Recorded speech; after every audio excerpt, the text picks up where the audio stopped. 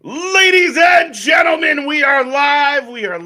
And we're back at it again. It's Wednesday, so you know what that means. That means we are back with AEW Dynamite. Gonna be a fun one tonight. Lots going on in the show. We're gonna get our Mercedes versus Azuzu, I think. I don't know. We're gonna get more TV time. We're gonna get a six-man tag. There's a lot to get into, a lot to talk about.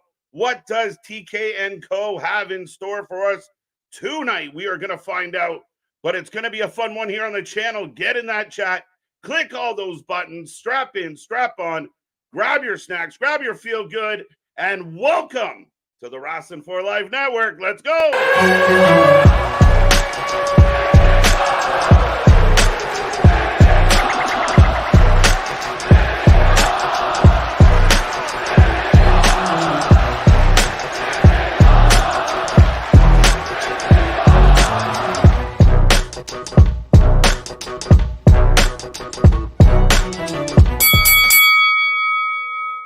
Ding, ding, ding. We are live and back at it again, folks. Like I said, we are the Wrestling for Life Network. This is another live stream.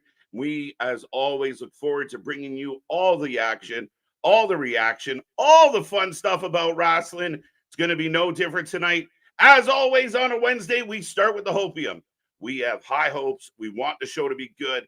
Lots to talk about, lots to get into, including Rush in action. Like I mentioned, we are going to get Mercedes Mone taking on Zuzu, I don't know what you want to call it. Mark Brisco, Orange Cassidy, Kyle O'Reilly versus Fletcher, Takeshita, and Strong. Plus a TNT title qualifying match. Dustin Rhodes, still at it, still going strong, taking on Jack Perry. So that should be a big win for Jack Perry. And then, of course, more TV time with our buddy Chris Jericho, which is usually the UG session, the UG segment of the show. But we got lots to talk about, lots of rumors, lots of stories, lots of things that are going on in the wrestling world. Get in that chat, blow it up. Let's see how you're feeling. But again, I will remind everybody, we are the Wrestling for Life Network. We are grinding towards 5K. We want to get there very soon. So if you're watching right now and you haven't hit subscribe yet, do so. Anywhere you talk about wrestling, share our link. Help us get to that 5K. And I want to see triple digits in this chat tonight, because why not? Let's have a party. You got Hump Day in the books. We're going to cap it off with Dynamite. And again, will we see MJF tonight? We know Rush is in action. How is that going to play out? How is everyone out there feeling about MJF taking on Rush as far as his first rivalry? The story out there that Rush had to move because MJF, once upon a time, gave him a case of money. We'll talk about that as well tonight. But I see that chat picking up. I see the chat getting busy. Get in there. Join me. Make sure I'm not lonely. Keep me some company tonight as we go through 2+ hours of the show. But let me look at this list again. Mercedes. Now, the thing with the Mercedes match, Mercedes Mone, we'll see how she does in the ring tonight. We're looking forward to it. We know she can wrestle. She's going to take on Zeus. And again, if she loses the title will go back to CMLL, and the match against Stephanie at Forbidden Door will only be for one title, not two. So we will see. Do we think she's going to lose? I don't, but we'll see what happens. A more build. I expect more run-ins, more surprises heading into Forbidden Door. I will ask the chat right now, if you are listening, are you excited for Forbidden Door? Are you ready for Forbidden Door? How do you feel about anything that's being set up? Again, the tricky part with Forbidden Door is just a little bit of that booking dynamic of out of nowhere, we're going to get Moxley, Naito, where we're going to get Mercedes versus Stephanie. I will admit, last week, I think I called her Viva Van. Got my wires crossed, but nonetheless. Yeah, I mean, this is a very interesting night. We'll see. We're getting close. We got this Dynamite, next Dynamite, and then we're on into the end of the month, the end of June already. So, yeah, I mean, Forbidden Door is getting extremely close. But what I will do now is I'm going to go say hello to the chat. I see it picking up. Get in there. Don't be quiet. Don't be shy. We take a rating out of 10 at the end of the night, so stay for the whole show. We take a prediction on every single match. And remember, you can become prediction champion at the end of the week when we go into Clash. Every pay-per-view, we put the prediction title on the line. Plus, we got some other stuff, some show stuff, some channel stuff to talk about. It's going to be a fun one here. And I keep saying it. We start every Wednesday on positive vibes. I want the show to be a good one. I want Dynamite to kill it. I have been very honest with everybody that 2024 has been a struggle for Tony Khan and Dynamite in general. We haven't had a lot. I still think I can count on one hand how many Dynamites I've really liked this year. We're in June. We're halfway through the year and not even two hands. That's a bit of a rough one. So I hope there's something here tonight. I hope the show delivers. I hope it makes sense. We'll see what the Bucks are up to. We'll see if Tony Khan's on the show. But with all that being said, let's say hello to Anna. Welcome back. She was here early in the morning, apparently, but wants to see CEO and Osprey versus Max. We'll see. Still a lot of rumors about Ricochet. Nick and I talked about it last night. Lots to talk about with that. Is Ricochet going to AEW? If he goes to AEW, what are they going to do with him? Where do they book him? Where do they slot him in? What do you think? What's your opinion? Are you excited at the idea of Ricochet coming over? We will find out. Right now, I got about 76% of the people in the chat excited about Dynamite tonight. As I'm going to end that poll, and I'm going to start a new poll as we speak here, and then I'll get back to the chat. But is Ricochet going to AEW? All right, folks, there it goes. New poll up. I want to see how you feel. But good afternoon. So good morning, good afternoon, good evening, good night, all the above, Anna. Big Nick reminding everybody, get in that Discord. Go check it out. Also, go check out our merch store. A bunch of stuff just dropped today. We got hats, we got mugs, we got bucket caps, new shirts, new logos, new stuff. So go check out the merch store if you haven't done that yet. Actually, I will take a quick second, while we're sitting here waiting for the show to begin. We are about 8 minutes away, so I feel comfortable doing this right now. But I'm going to show everybody real quick. I've never done this before, but being that today was a big day on the merch store, we got more coming your way. I'm going to drop that out real quick. And look, so here is our merch store. If you haven't seen it before, make sure you get over there. Get your Wrestling for Life swag. Like Nick said, go check it out. But there's the new, with great beards comes great responsibility. New hats, all in different colors. Like I said, bucket cap, shout out to Jake Hager. We got mugs, we got shirts, we got hoodies, we got crop tops, drop tops, and everything else you need. So, folks, go check out that store. Go be a part of the family. Share that Wrestling for Life Network swag with everybody around you. It's a great Christmas gift. Father's Day is coming up. If you got a wrestling father, well, it's a great gift to give. But let's get back to that chat. Let's see what everyone's saying. Clay Lewis, welcome back. Rocco. Is it sad that the only true thing in AEW that has a story building is the learning tree? I don't even know what the story, outside of, I guess, the angle between Hook and Jericho, but it's so self-flating that, yeah, I don't know. They kind of have story going on, but they don't. We even talked about it with Toni Storm last week. Like, she's built herself up with character, yet they keep booking her with baby faces, and now she's going to fight Mina, which I guess out of left field. So as part of Forbidden Door, that's going to happen. Mina didn't have to qualify or win a match or do anything other than kiss Mariah May and bump titties. So I have no idea. I have no idea what they're going to do with this, guys. But they do need stories. And I don't care what anyone says out there. Oh, I don't care about the stories. I show up for the wrestling. The problem is, if as a sports fan, let's just talk sports. If you are not emotionally invested in the game, it's never the same. The best games, the best moments, the biggest moments, the things we talk about for decades are the stories that come with the actual game, come with the event itself. And the lack of stories hurts this company. It puts an overemphasis on the actual matches. And then what happens is, if not all your matches are burners, then those matches are fluff. Those matches feel like nothing. If they're not heading anywhere, they won't. And what we're going to get tonight, a lot of run-ins, a lot of people surprise showing up, and then 30 seconds after the run-in and the brawl, we will get a graphic of fighting at Forbidden Door. So we'll see. The other thing we haven't talked about, and we will talk about tonight as well, Dax is on the shelf. He's out, back injury. We don't know when he's going to be back, so that is an interesting aspect to all this. But yeah, Rocco, it's a tough one. The sad part of your comment is the fact that nobody is getting as much TV time, attention as Chris Jericho. He doesn't deserve it. He hasn't earned it. I don't give a fuck what he did in the past. For the last 3 years, he's been putrid. He's been awful, and I'm not looking forward to this. It will not stop. And they think they got us. They think Tony and Jericho and friends think they got the fans. Oh, we're getting over. It's working. They hate me so much right now. No, you're making us turn off the show. You're making us not want to watch the show. Period.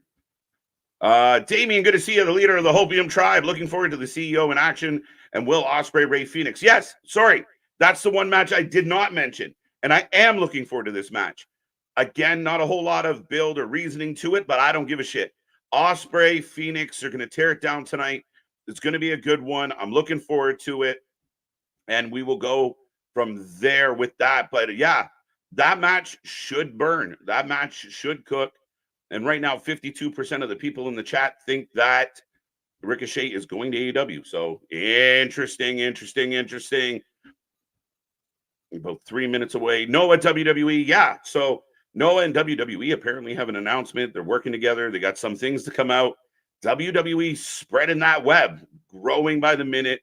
I saw funny reports that TNA could become NXT's the new NXT for WWE. It could replace it or supplement it. It'd be very interesting. I don't think so. More of an OVW vibe, but what do I know? Byron, good to see you. Bird. I don't know what that's about. Wesley, always a pleasure. Good to see you. I can't handle another painful Jericho promo. None of us can. And I don't know at what point does it matter. Like, if the true fan base of AEW hates this and it's not helping your TV, then at what point does it change? This is where Tony Khan feels a little bit like Vince McMahon of, I don't care what the fans think. I'm going to put it out there. And that's what it feels like. MJF will be on the show tonight and Swerve Strickland as well. Yeah, we'll see what's up with Swerve this week. Again, I want to see big things for Swerve. Very interesting how this is going to play out. As we know, he's going to take on Ospreay. Yeah, a very interesting one. Are you surprised Swerve isn't advertised for today's show? I was surprised. Again, Swerve, and welcome back, RM Richard. Listen, I'll ask the chat. We got 70 people here already. I want to see triple digits, so be a friend, tell a friend. But I'll ask all you guys, do you think Swerve has been booked well? Does Swerve feel important? Who feels more important to AEW right now based on what you observe? Will Ospreay, Chris Jericho, Swerve Strickland? Who feels the most important? Mercedes Moné? Who do you think they're pushing? Who is the world champion? Who feels like a world champion? Swerve needs more love. Swerve deserves better, in my humble opinion. That's not a negative against AEW. That is pro Swerve Strickland, pro ratings, pro good matches, pro good promos, pro all the things. Let's go. For my money, Swerve deserves a lot, guys. He really does. What's up, Vance? How you doing? Byron. I still don't know what the fuck you're trying to say. Not excited. Alexis, let's be excited. Let's get the hopium going. Spooky Evil Cologne. Sorry, folks. MJF versus Rush is going to be amazing. There you go. Someone's happy about it. We'll see. I'm curious. Like I said, I have no issue with Rush. I have no issue with MJF. The match itself could work really well. It will be very interesting to see how aggressive Rush is with MJF. I'm a little surprised by the booking. It came out of left field. I think MJF should be in the ring with people that he can go verbally toe-to-toe with. But yeah, we'll see. As I am getting the start of AEW Dynamite tonight, folks. Like I said, we are going live We will react to everything here with you guys tonight. Get in that chat. Don't be quiet. Don't be shy as we kick off the show with Swerve from Des Moines, Iowa. Anyone out there from Des Moines or near Iowa? Anybody a Slipknot fan? What's happening?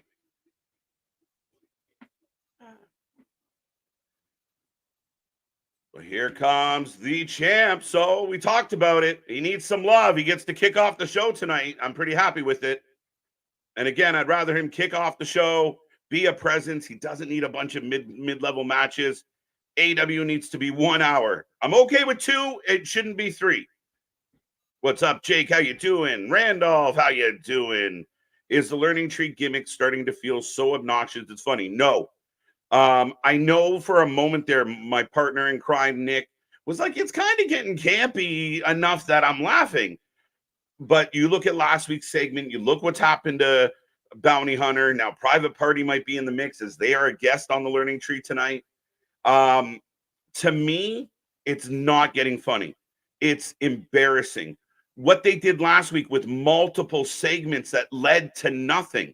That's what bothered me the most was, all right, you did 4 segments. You threaded Jericho throughout the show with no reason for it, with no conclusion. He didn't get jumped by Hook. He didn't get slapped by Joe. Nothing. It went nowhere. It was just TV time for the sake of TV time. And there is a point where, again, if you think you're trying to be sarcastically creative, fine. But if you aren't, you got to be able to pull shoe. You got to be able to read the room. You got to be able to check the pulse of people. To me, it's the furthest thing from funny. It's childish. It's embarrassing. If Jericho or if any wrestler was doing this on the other programming, the diehards would eat it alive as being fucking awful. It is awful. But Swerve's got a mic. I'm excited for Forbidden Door. Good, Wesley. I'm excited to see what happens. What's up, Big Mike? Good evening. Hope everyone's having a hell of a Wednesday. We got hump day in the books. We're back at it tomorrow, Friday Junior, then Friday. So the weekend is getting close. What's up, Ken? How you doing? How you doing? How you doing? Bash 8, always a pleasure. Elimination Chambers in the house. AEW reportedly hiring former TNA employee R.D. Evans. Yeah, I saw this circulating a little. Again, I don't know how much impact it's going to mean or matter. We'll find out.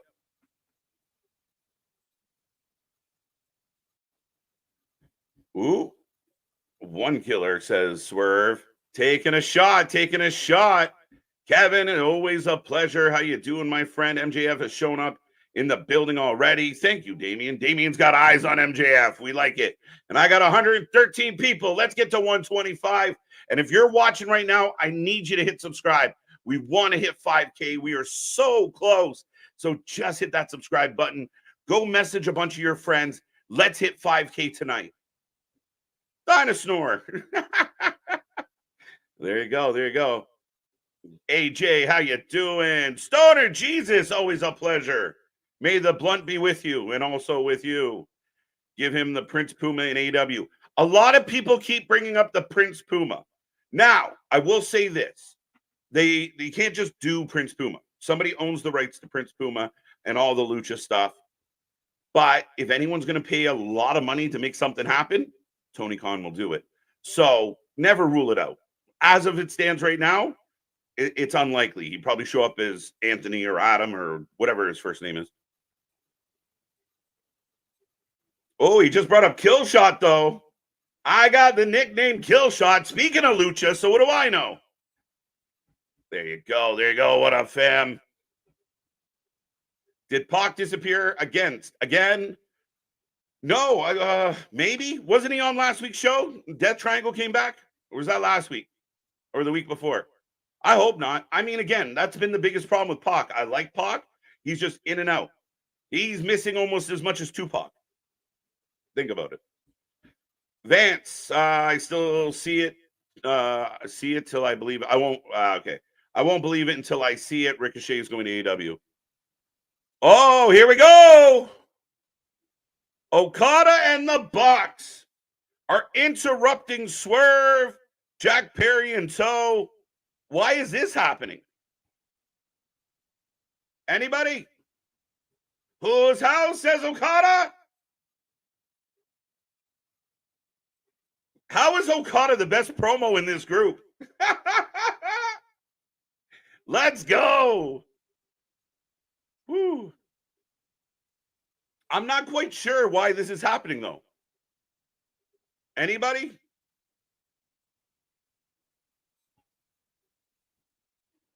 Ricochet might do an appearance at Forbidden Door, but I don't think he's going to AEW full time. Interesting. Andrade is getting his own faction. Quite potential. We'll see. I mean, again, I've been a very big advocate of Andrade. I like that he's back in the WWE. I like what they've done to kind of remind us of who he is. And I think slowly but surely he's getting in that ring more. He's finding more opportunity. I'm a fan. I want to see where they take it. And him versus Santos should burn it down. All the trolls and the bots. It's one thing I'm sick of fucking hearing about, honestly, with AEW is these bots. Oh, these bots. No, they're people that hate you. All right.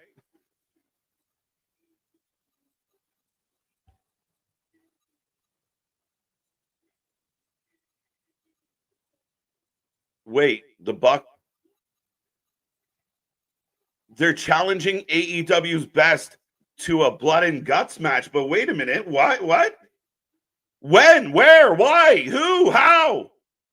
Wait, what the fuck? So the Elite are challenging AEW's best, which, did we not just get Anarchy in the Arena with Team AEW? Is that anybody? What did they say about bots? Well, it's the trolls and the bots. That's all they ever whine about. Tony on Twitter complaining about bots. You know, some of the complaints and some of the fan feedback is legitimate. But the Bucks are out here and they are challenging Swerve and others to blood and guts. I don't know, folks. Let me know. What are you thinking? What's going on, Francisco? Welcome. Pal, welcome back. I opted not to go to the show. Well, glad you came to this show, sir. What's up, Brandon Barnes? How you doing? Daz, welcome. We need Kenny or Hangman back. I would love to get Kenny back. I hope he's getting better. I don't know what his status is as far as if he's ever got the surgery, if he's needed it, if he's avoided it. But yeah, this show could use some Kenny Omega. Hangman, I can take or leave. Hangman's been so in and out, and I don't know. But the Bucks are giving Swerve a pair of shoes. Young Bucks, a.k.a. the Elite. Fact. Fair enough, Wesley. Swerve is an afterthought. I'm with you, Big Mike. It makes me sad. AEW applied for a trademark. Talatonga. Is that for Hikaleo? They're going to call him Talatonga? Talatonga. Teletubby? What? Adam Richardson. KJ, if we get some Noah wrestlers in the Battle Royal, like Chijiri for, possible. I mean, it would surprise us. Anything's possible. Right now, anything's possible as they throw the Elite shoes, the Young Buck shoes, into the crowd. One lucky fan going home with a pair of sneakers.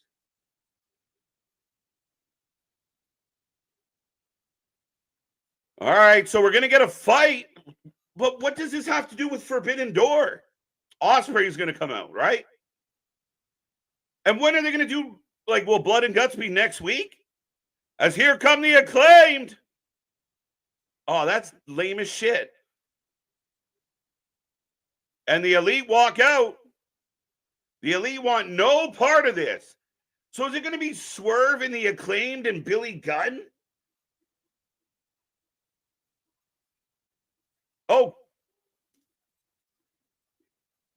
Christopher Daniels in the house. Mini Adam Pearce. Who throws a shoe? What's up, Matthew? How you doing? Folks, I'm going to try and get to all these chat messages. Remember, We have the super chat. We have the super stickers. We have the membership. If you want to stand out and guarantee that you get clicked, the super chat's the way to do it. Click those super chats. Stand out from the crowd. But I am doing my best, and I will get my hellos done. But what is happening?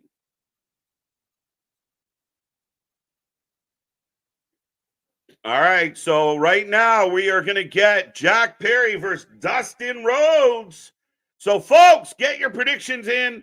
We all know Jack Perry is going to win, but hey, we'll see if it's a fun match. If anybody thinks Dustin Rhodes is going to steal this one, let me know. And how do you feel about Christopher Daniels being the new authority figure, the interim EVP? He might be the most professional out of the group. I know I called him Little Adam Pearce, but he kind of looks like Little Adam Pearce. Good to see you, Bradley. There you go. Glad you made it. Tanisha, welcome back to the show. Philip Brown, how you doing? Swerve booking has been dreadful, and it isn't his fault. Well, further to that, does anybody have any of the answers I asked about Blood and Guts? So the Elite open, like Swerve opens the show. The Elite come out, say, we have been so dominant, we are challenging AEW's best to a Blood and Guts match. Well, when is that going to happen? It's not going to happen at Forbidden Door. So is it going to be next week on Dynamite? Is it going to be after Forbidden Door? Why is this? I don't get it, how they inserted this in it. But Nick and I said it. Ultimately, this was leading to Blood and Guts. I mean, a little bit predictable, but why? And if it's Swerve, the Acclaimed, and Billy Gunn versus the Elite in Blood and Guts, is anybody really pining after that? And how? I mean, I don't get it. I'm excited to see Jack Perry and Dusty Rhodes. All right, well, you got it. We're opening the show. Jack Perry in control out of the gate, folks. So get in the chat. Let me know who you're taking as I try and catch up. Dun, dun, dun. I think I said hello to some of y'all. Danny D, welcome back. Welcome back. Brandon, it's good to see ya. It's dragging everyone down. You're right. Easy Bake, welcome back, sir. The plane for the Panthers got super delayed. There's a rare flood event in Miami. Yes, so a lot of talk about this. I won't go too far into it. I think the league is going to be a little more aggressive as far as mandating when you have 2 days between games that you fly out the first day and don't wait till the second day. But again, we'll wonder if it has any lasting effect on tomorrow night's game. The Edmonton Oilers need a bit of a helping hand. Maybe this is where they do it. Maybe this is where they find their opportunity. Maybe a jet-lagged Panthers is what the Oilers need to get back into the series. As they remove the mat from the floor, back body drop on the concrete. And Dustin Rhodes is gushing blood, folks. We're almost at 150. Go get some friends. Let's go. Dustin Rhodes is bleeding all over the place as we go to our first pitcher-in-pitcher tonight. I think I said hello to Brandon. Eric Tate, welcome back. Zup Jay, how are you? How are you? Safid, always a pleasure. Chastity Plum, how's it going? So basically parts of Miami is flooded. Yeah. And unfortunately for the Panthers, hockey needs ice, not water. KJ White and Big Nick, Kevin is doing great, wonderful. Byron, Pro Wrestling Noah announcement. I think will be about the 25-man battle royal. Could just be an announcement about a working relationship. It could be an announcement about an event. We saw EO pop up at Marigold. I saw an article or at least comments from Shinsuke saying he would love to go back to Japan and work a bit. Yeah, let's go. Cornell Sanders house. There you go. Cornell. Okay. Jordan Smith, how you doing? DJ, welcome. Mike, welcome back. Hiring another guy for creative team in AEW sounds good, unless Tony Khan doesn't listen. Yeah, I mean, again, it's like building a fourth floor under your mansion, right? Like if you already have, if you're not going to use it, if you're not going to utilize it, if you're not going to make it matter, then it doesn't matter. We've brought in several other people, and it doesn't seem to have changed the booking or the philosophy around the booking. So, listen, there's an old saying: if you're a coach out there, you're only as good as the assistants around you. If you don't put together a good coaching staff that you rely on, listen to, and work with, then you're dead in the water. And that's Tony Khan's dilemma. And again, it's not just Tony Khan. I feel bad for bagging on him, but when you have wrestlers like Jericho, the Bucks that all want to do their own thing, it gets very difficult as a booker to pull things off. Ask Eric Bischoff. As Dustin Rhodes continue, why is he bleeding so violently? Unexpected. As he teases a V trigger. Woo-hoo-hoo. Oh, snap power slam. Love it. Dustin back up. And also with you. I love it. What's up, Carlos? How you doing? How you doing? I enjoyed your show last week. Have a good one this week. Looking forward to it, Carlos. Appreciate the love. And we appreciate everybody for tuning in, being a part of all the fun. We watch more live wrestling than anybody else out there. So as Dustin up and back into it, Sam, good to see you. Roman, good to see you. Let me get to some of these predictions. Brash 8. This chat is getting busy. Robert, always a pleasure. Rocco, chair. It's going downhill, and the jokes are here. I like it. Michael, good to see you. JV, good to see you. It's supposed to be a top heel. I'm a fan of sliding in Okada, in Will and Swerve for a triple threat at All In. Maybe. I mean, again, the dilemma after Forbidden Door is you have to build All In and All Out with a quick turnaround. Is Samantha Irving a free agent? She is not a free agent. She is not leaving. From everything I've seen from her, she doesn't want to leave. So, yeah, I don't expect Samantha Irving going anywhere. I know a lot of people said, well, she just quit and go with them. I don't think so. Even if Ricochet shows up, a lot of couples don't work at the same job, guys. Put Andrade with Charlotte and let her. Yes, I love this idea, Bash. If they kind of, when Charlotte, wow, we get the shattered dreams. Down goes Perry. Setting him up. Oh, over the top, though, with a snapmare. And we're getting the jobs. I love this idea. I really do. Let them act like the king and queen. Not specifically. I know we have those. But let them act like the power couple of WWE. And Charlotte could do some of the heavy lifting as far as talking goes with Andrade. The young tools are drifting off the stars like Jericho. Fact. We get a crossroads. 2. What did they say about bots? Got that one. Sam got you. Yeah, no, she's a lifer. Half of the roster is gone because of us. LMAO. Yeah, one way or the other, Randolph. I mean, that might not be a good thing to admit if you're an EVP and a bunch of people are no longer in the company, especially when they draw money. And a lot of people talking about the moment we got last night. And I'll ask you guys and girls, how did you feel about that moment last night? I thought it was funny. Some people out there got all pissy, got their panties in a bunch. But the idea that you have 4 former AEW stars kind of pointing at each other like, wait a minute. So I thought it was great. The AEW, the Elite Reunion at NXT. And I think we're going to see more of this. But okay, so yeah, we're back out on the floor with that no mat. Crowd's relatively quiet at the moment, to be honest. DDT on the concrete. That should be it. And Aubrey just checks on Dustin like it was a normal move. Why more garbage matches? I guess Tony said he's going to do this. Like I said, Tony has doubled down. He said it the other night when he tweeted at like 1 a.m, probably on a binge. But, I book for the sickos and because I am a sicko. And that's what I think his motive right now is. His MO seems to be, I'm just going to book what I like. As Dustin is split open, laying on the floor. Jack Perry's in the ring playing with his boot. Blood and Guts already. Blood and Guts gets announced with no build, no reasoning, no heated rivalry. That's my issue. Like, if you're going to give us Blood and Guts, which I'm fine with, but have a battle, have, like an ongoing issue. But you had Anarchy in the arena and then forgot about Danielson. You forgot about Darby, well, I mean, Darby's fucking broken. That's a little bit of my concern with that, guys. I don't know how you feel, but it just came out of left field.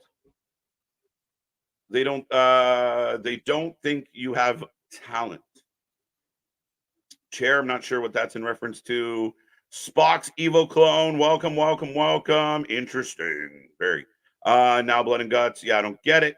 You see, KJ, this makes no sense. Jack, you're not wrong. And I don't know what to make of it. And I want it to make sense, right? Like we want to, I said, we start every Wednesday with the hopium. We start every Wednesday with excitement. Dustin staggers back in just to get kicked in the nuts. Aubrey had turned her back.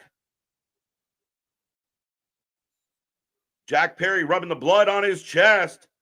It's a weird match to have all this blood. And again, I'm not opposed to blood. We were here for death matches the other day.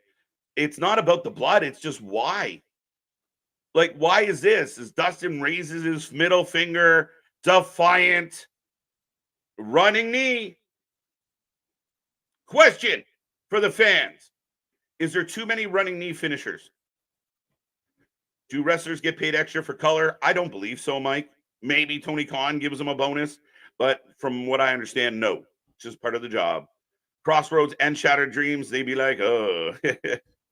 Tony is throwing chum in the water, seeing what sharks come to feed. Fair enough. But here's my thing. If I was a potential free agent and I tune into a Wednesday show and I'm just seeing chaos and no real rhyme or reason to things, or, I mean, to me, it would be hard to convince me to put my career in that basket. Just me. DDT keeps me happy. DDT on the floor should have been it. That should have been enough. You don't need to kick him in the nuts. But Jack Perry, covered in Dustin's blood, wandering off, gets the big win. Up next, we're getting Roosh. I want to try this weekend, get my title back. Damien, Clash at the Castle, brunch with the boys 10. We will be live. As we are getting a replay from Saturday, Trent and Fletcher jumping OC. O'Reilly jumping back in to help. Statlander without a bra. Willow. All right, so everybody's getting involved. Sometimes hanging out with one is hard enough. It's almost like the rankings don't matter. Yeah, facts. Exactly. Yeah, I don't know what he was doing with his boot at all, Boston. Welcome back, by the way. And if I haven't said a hello to you yet, I'm either working on it or just assume I mean it. Mark Brisco. So we got OC, Mark Brisco, and Kyle O'Reilly getting ready for their match tonight. Is anyone else confused that Roddy's not teaming with the Kingdom? Is anyone else confused that Takeshka and Kyle Fletcher are not teaming with somebody in the family? And there's Willow Nightingale. I like Willow a lot. I feel bad for Willow. She should still be champion, shouldn't she? Why is old Dust bleeding? Because why not? Why not, right? Why is Dustin busted open? Unnecessary. I agree. I think it's highly unnecessary. Decent match. It wasn't a terrible match. I didn't hate the match. The blood in an opening match on a regular weekly Dynamite seems fucking stupid. Severe best champion, Swerve best champion going in wrestling. Sorry, Robert. I don't think that's accurate. I don't even think he is booked like the best champion in your company. I think other champions, even in AEW, are booked better, seem better, including Will Ospreay. Yeah, I'm sorry, big guy. I can't agree with that, at least not by his presentation. I think he's a highly, highly talented dude. I just don't think he's been shown in the best regard. Minnie Pierce, Christopher Pierce. We need more Mark Brisco. I can't say this enough. Every week I talk about this. Mark Brisco is absolutely fucking amazing. We do not get enough Brisco as Renee's trying to hold her shit together.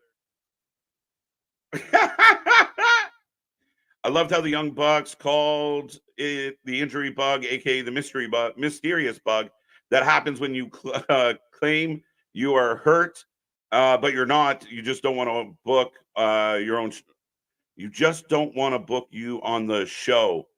Not only that is, I know if I say my back hurts, I can sit at home and get paid and not get buried. Buried. Here comes Roosh. So when do we? I don't know. They didn't say. They didn't say when we're getting blood and guts, guys.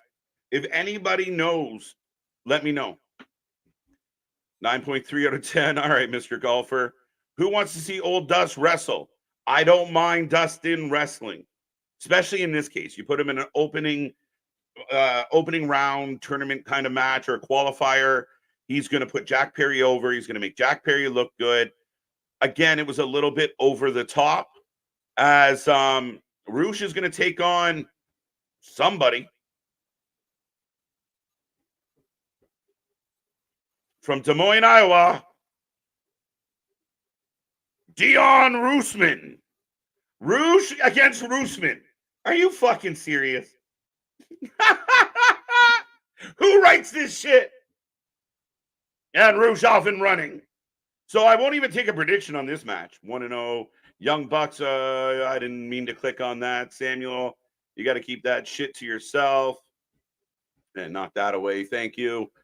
Is Jack going to sing at the next live aid? He just said, we are the children. We are the world. Do wrestlers got that one? No.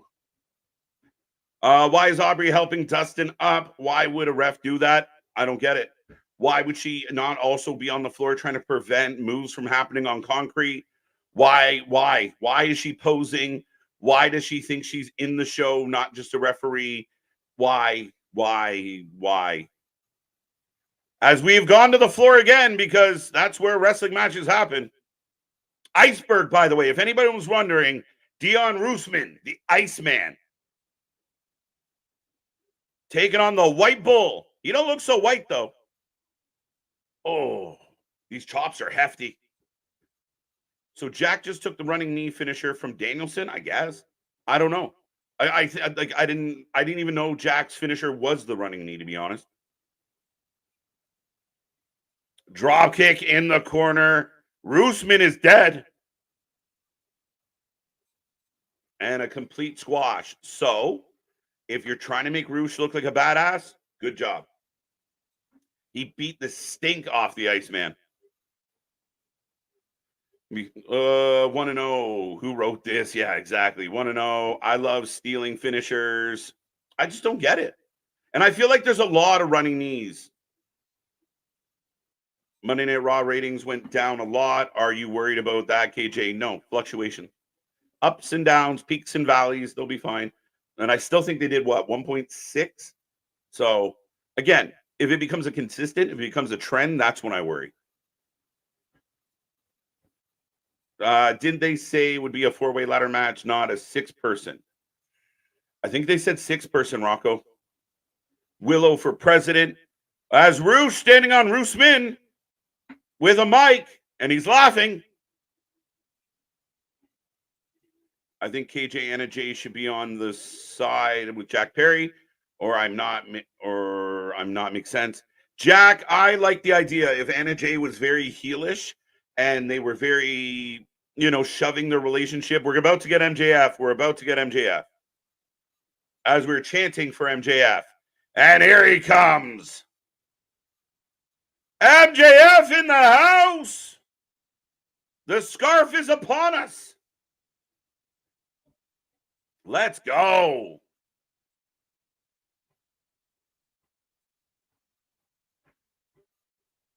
As Maxwell Zuko taking off that leather jacket. And here he comes. And we're off and running. We got a brawl.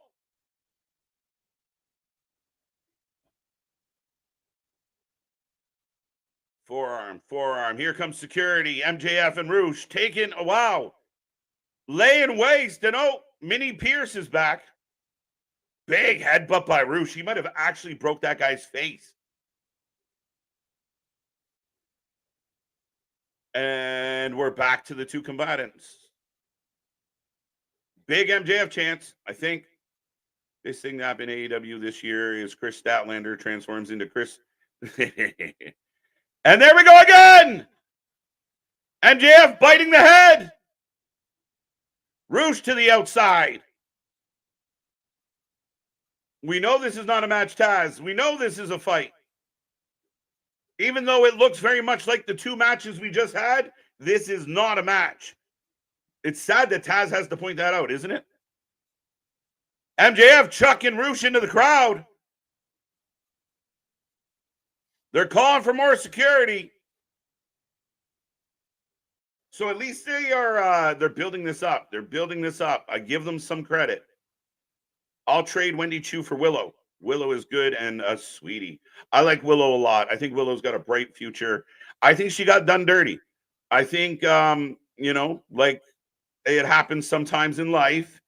Willow was doing really good. And then somebody, the person that she was working with thought that someone better came along. So they just dropped her. It's unfortunate for Willow. I think, to me, I would put more time and investment in Willow than they're putting in other athletes right now. But MJF's got the crowd on their feet, still fighting.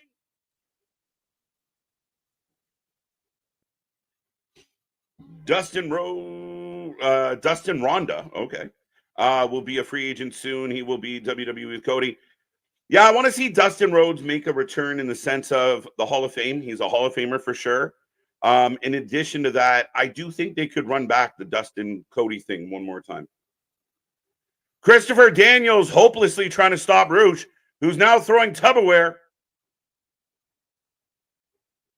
Why is Brisco helping OC and Kyle? We don't know, but he cuts a fucking wicked promo. It's my favorite part of the show. Wow, spine buster through a table. Now, are these two going to have a blood and guts match? Because that feels more fitting.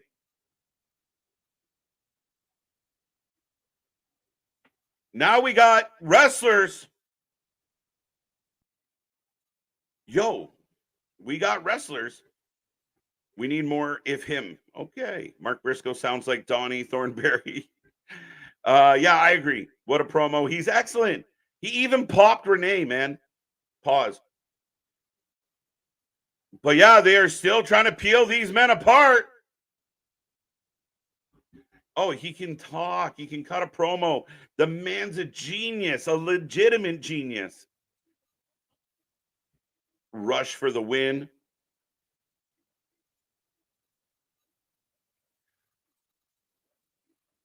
Wait, what?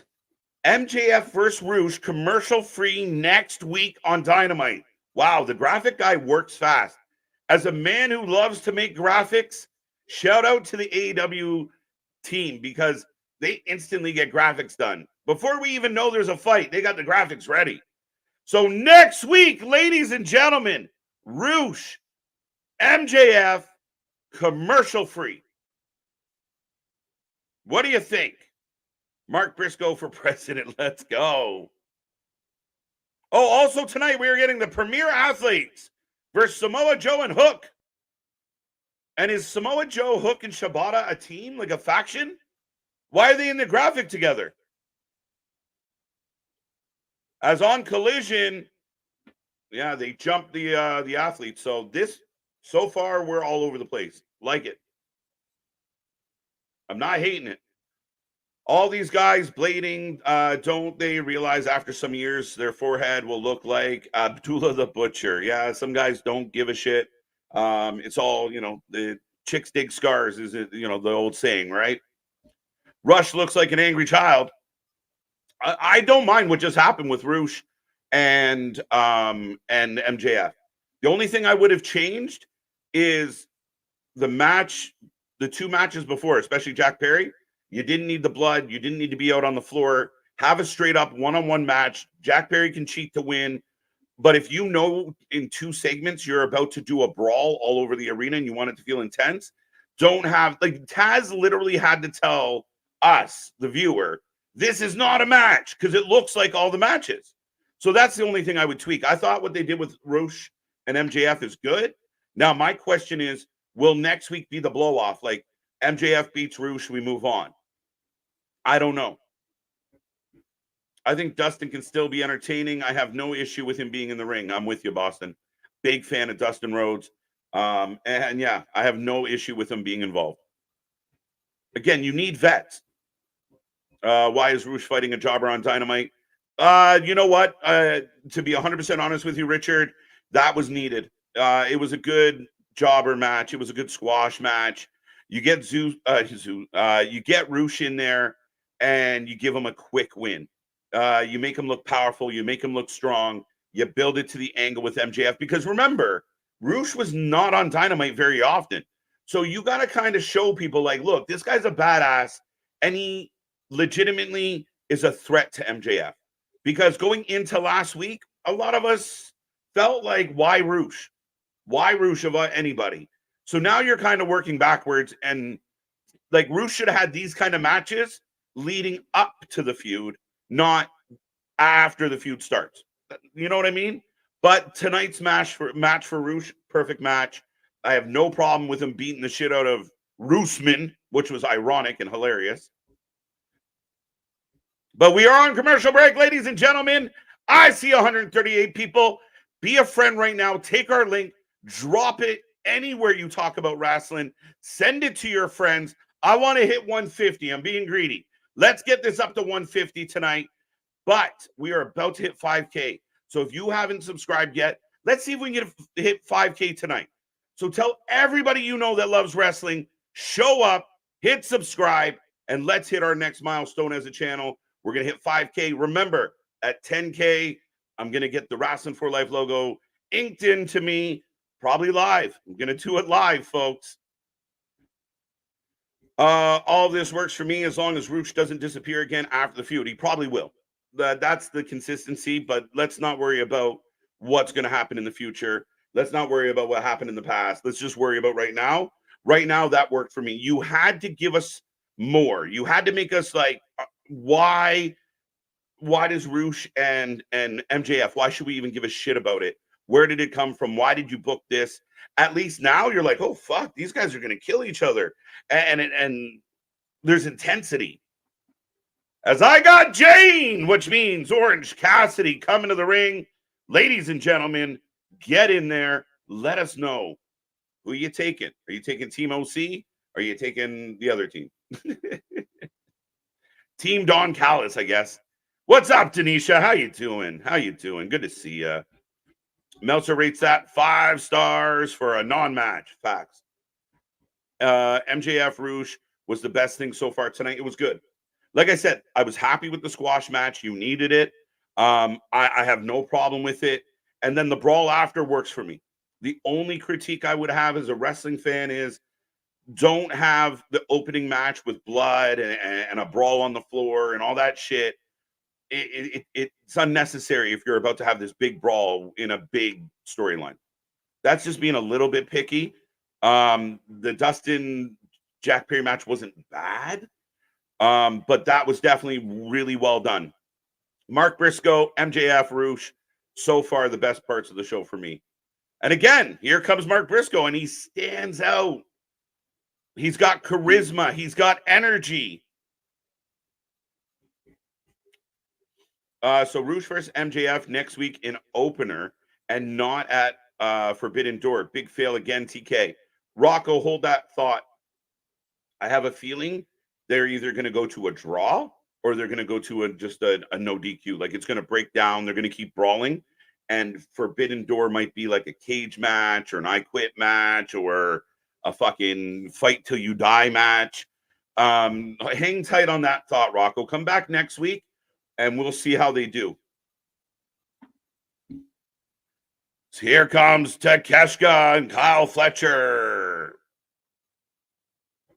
And Don Callis. Zeus's former tag team partner of Stephanie. Yes. So we will see what Azuzu has to bring to us. Yes, we're getting a Mercedes versus an Azuzu. Yeah, we'll see. I like Trent. Trent makes sense.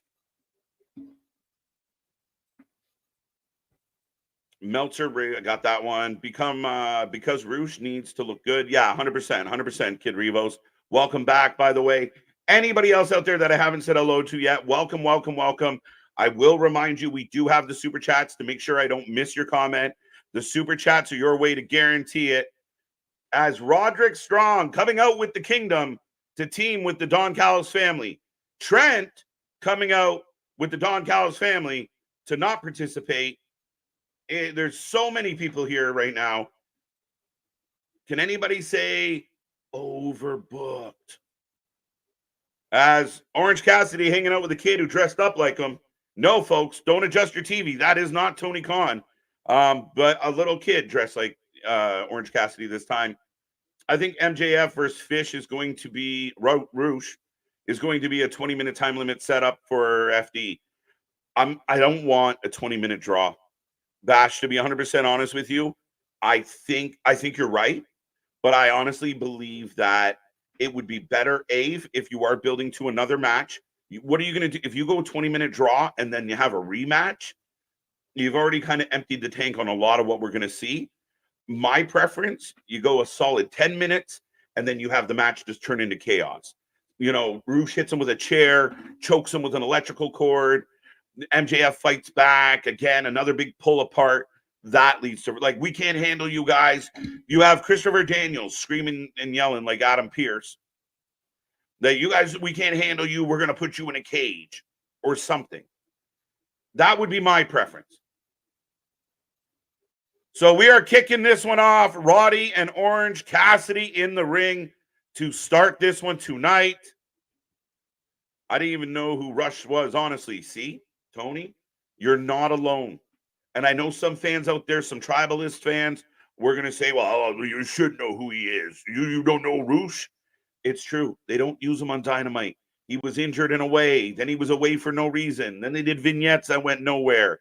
Then he had a faction that dissipated. Like, where's his faction now? I don't know. Rest in peace, Jerry West. Absolutely T's and P's. An absolute legend. Team OC for the win. All right. Hit that like button. Hit that subscribe. Thank you so much, MDB. Always a pleasure. Or I always appreciate. Yeah, it's always a pleasure. Always appreciate. You're always a pleasure, MDB. Appreciate the call out. Yes, folks, do what he said. Go hit that subscribe button. I got 130 people here right now. I want to see 130 likes on this stream. Plus, I want to hit 5K. I want to hit 5K subscribers as soon as possible. We are so close. Is WWE going to have a Forbidden Door like pay-per-view with TNA wrestlers coming over? Very possible, Richard. Welcome. Lots of talk about doing a Worlds Collide. And we know, like, TNA's done it with other companies as well in the metaverse. So we'll see. There are lots of rumors about Worlds Collide. Anybody catch Moose's comments about who am I going to fight in NXT? I've already beat main card guys. I love it. I beat Bobby Lashley. I beat Drew McIntyre. Are you really going to have me fight Wes Lee? Takeshita pins O'Reilly. Poor Kyle. We'll see, Ken. I almost called you Kyle. Ken. Team OC. Let's go. I'm going to go heels. Team Callis. I don't know why. Just because. Jerry West was the only basketball player to win finals MVP after losing the final series. There you go. Fun fact. Thank you, Brahma B. Good to see you as always. I don't know. I just thought of this. Maybe Roderick Strong can benefit with Don Callis. What do you think about that? Well, then solidify it. Like, make all of this make sense. Like, the factions in AEW are they're like Rubik's Cubes. Like, you know, you have everybody together and then you just shake it up a little. And now they're all on different sides, but they're still together, sort of. Like, there's not solid use of factions in this company. The BCC is hit and miss. Sometimes you get one of them. Sometimes you get all of them. Sometimes one of them gets beat up. Nobody comes to help. Same thing with Don Callis. Will Ospreay's part of the Callis family. Beat up everybody in the family. As there goes Brisco, taking everybody out. Now we're waiting. I don't know what's happening. Fletcher. Why did OC hold the ropes for Fletcher? That was such a weird spot. Why was OC holding the ropes? Orange Cassidy threatened to come over the top. Up and over. taking out everybody.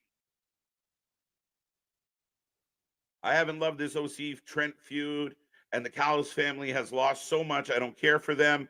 I wish better for Takeshita. Takeshita deserves better. I don't mind Trent joining Callis, but again, you got to solidify how you present them. Big forearm. And the Trent OC feud would be amazing if you could just focus on Trent and OC and there wasn't 12 other people involved. That's the other part of this. It's like ADD booking, where there's just so many things, there's so many bouncing balls to follow. As ladies and gentlemen, we head into picture in picture. We're still not at the hour mark yet, but we are rolling along. Remember, be a friend, tell a friend, almost 150 in the chat. Share this link. Let's get it done. Let everyone know where you're watching your wrestling content. We are the alternative to all the wrestling. Just dropped a whole bunch of stuff on the merch store. We are rolling into next week, or the rest of this week into next week, but we have tomorrow, doubleheader tomorrow, Wrestling Court returns, NXT Black and Gold versus NXT HBK. What NXT is better? The lawyers are going to be in full effect. Anthony versus Nick. It's going to be a fun one. Judge KJ will return to reside over all the fun, but get in there, be a part of the Wrestling Court. You get to be a witness. You get to be a part of the jury. Fun times for all. Plus, we have the Clash at the Castle prediction and preview right after Court goes off the air. We're going live again, coming at y'all with a little bit of preview show. Friday, SmackDown from Glasgow, Scotland. Saturday, we might have Rampage. Saturday, 11:45. Saturday morning, we will be live for Brunch with the Boys. 10, Clash at the Castle, a Saturday afternoon show. Join us for that. It's going to be a fun one. Bo said so. Bo knows. Show's been interesting. The show, if nothing else, has been energized. And there's definitely been good parts of the show so far. So not bad, not bad. 102. We can get more. Come on, 137. So a bunch of y'all haven't hit that thumb up yet. Get there. We are so close to 5K. Help some hardworking guys out. Exactly. We appreciate it, guys. We put so much of our heart and soul into doing these streams, so much of our time and effort to bring this content. We love doing it. We're just over 2 years old and about to hit 5K. It's been an absolute trip. It's been such a fun time. To the fact that we have over 100 people here tonight. We had over 100 people here last night, Monday, Sunday. It's becoming a common thing. So it's been fun to watch it all grow, but we want to hit that next milestone. So be a friend, tell a friend, help us out. Kyle Fletcher is a star in the making. Tell me this kid doesn't look like Ospreay when he was up and coming. Facts all the way around Boston. Completely agree with you. Again, I think this is the ongoing conversation right now for AEW. Fletcher's got a lot of talent. Takeshita's got a lot of talent. Trent could do good things. I don't hate OC, but Swerve, we talk about Ospreay, MJF, but it's just trying to take all the tools that you have in your toolbox and utilize them to make something beautiful. And right now, for me, that's the scrambled eggs of it all. Is you keep bragging, we have the best roster in the history of wrestling. Prove it. Actions speak louder than words. Make us believe. And when your shows are just a hot mess or scrambled as far as not making any sense, like, does anybody yet know when Blood and Guts is going to be? Why did that happen? Why did that get announced? Who's going to be involved? Where did it come from? Are we not building towards Forbidden Door? Are we going to get that? Like that's the little things, the consistency of all this. Kyle Fletcher is absolutely talented. They just got to use him better. I'm making a poster for that. Love it. Team Jobber for the win, says Bash 8. Fight until you die match. Yeah, there you go. There you go. This is what it feels like, right? Brisco should be used more and not just behind a Ring of Honor paywall. 100% facts. I cannot agree with you more, Richard. I love Mark Brisco. Giant Brisco fans, like a lot of us were. We missed Jay. It was tragic. Mark continues the legacy of the Brisco name, and he's outstanding. Every time he's on the screen, he outshines so many of the people we see. Imagine we got more Brisco and less Jericho. I'll ask you guys, who would you rather have? Imagine we got more Fletcher, less Jericho. More Takeshita, less Jericho. Stop me when I hit a name that you want to see Jericho more than. I can keep going. Fuck. Outside of what? I might be willing to say more Aubrey than Jericho. But we get a tag. Big boot in the corner. Kyle O'Reilly working over Roddy. Big boot from to Fletcher. Takeshita. Well played. When you're an untalented wrestler, blood is your go-to move to get over. To an extent, right? And I mean, again, it's just an opening match on a random Dynamite, on a regular Dynamite, a qualifying match to get into the ladder. It just didn't need that. Like, they could have accomplished everything. And if anyone out there disagrees with me, they could have accomplished everything they accomplished in that match without the blood. And it wouldn't have changed anything. We didn't cheer louder because he was bleeding. We weren't more invested because he was bleeding. That's my take. As Roddy gets knocked off the top rope by Brisco. Blind tag. Drop kick to the outside. Jumping over to Takeshita. This is a good match. Oh! Blockbuster off the apron. OC going up. He's the legal man. Fletcher about to take a pin. I mean, the energy in this match was good.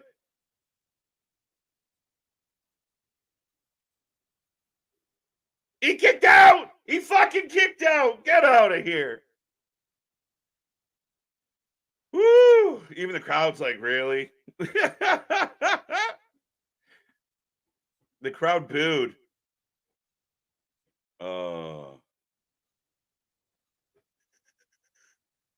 It's okay if you don't know Rush because you will, but probably know his brother, Dragon Lee. Yeah, Mike, and again, still one of my favorite stories. It was Tony Khan, by a lot of reports, and Conan being one of them, was pissed when WWE snagged Dragon Lee. They fully expected Dragon Lee to go AEW, and he didn't. And I would argue that WWE's done pretty good with Dragon Lee. So we'll see. Going for the J Driller. No, blocked. Blue Thunder Bomb. This is just chaos. The ref is fucking useless. DDT. All right, here's Fletcher with a finisher. This is fun. This is fun. It's chaos, but it's fun. This is how you fight in the backyard. What's your thoughts on Zack Sabre Jr., OC versus out of left field again? Sabre's not here. You're not building towards it. No explanation to why. Just it's happening. All right. It's probably going to be a decent match. I'm not going to lie. It's probably going to be a really good match. Again, it's just another match in a series of matches of Pourquoi. How did we get here? 101, 102. Moose don't want a piece of Oba. Yeah, actually, Adam, that's a good. Who do I fight in NXT? Oba's like, I got it. No. Anybody else? Fletcher going for the pin, but he's not legal. Oh, this match continues. Holy shit. What is it going to take to end this match? Rest in peace, Bill Walton. T's and P's. LeBron almost won Finals MVP after losing effort in 2017. Yeah. Looking for the J Driller. We're getting this is awesome chance. Absolutely, Adam. Look at this. Look at this photograph. Oh, Tombstone. And Mark Brisco takes the fucking pin. I love this company. Kyle Fletcher pins Mark Brisco. That was a barn burner match. I will give them credit. That was fucking entertaining. Chaos. And now we got another brawl. Holy fuck. Every fucking match. So Don Callis and fam are all over the baby faces. So I imagine someone else going to show up. And here comes Willow. Willow? What? Even Scott Fletcher just said what I said. What? What?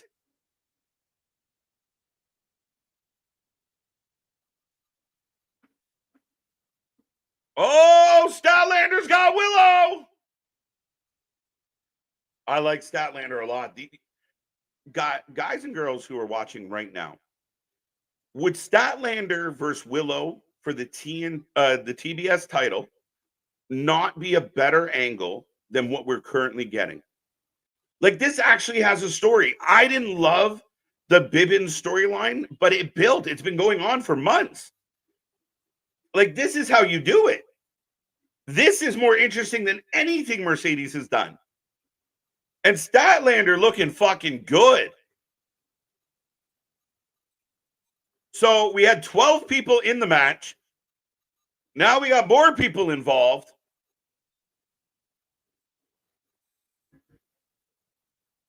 In AEW, you're worse off in a faction. Yeah, usually. Oh. So we're just the commentary, like right now. Oh, it's so fucked. 1 second. Bear with me, folks. We are going to commercial break.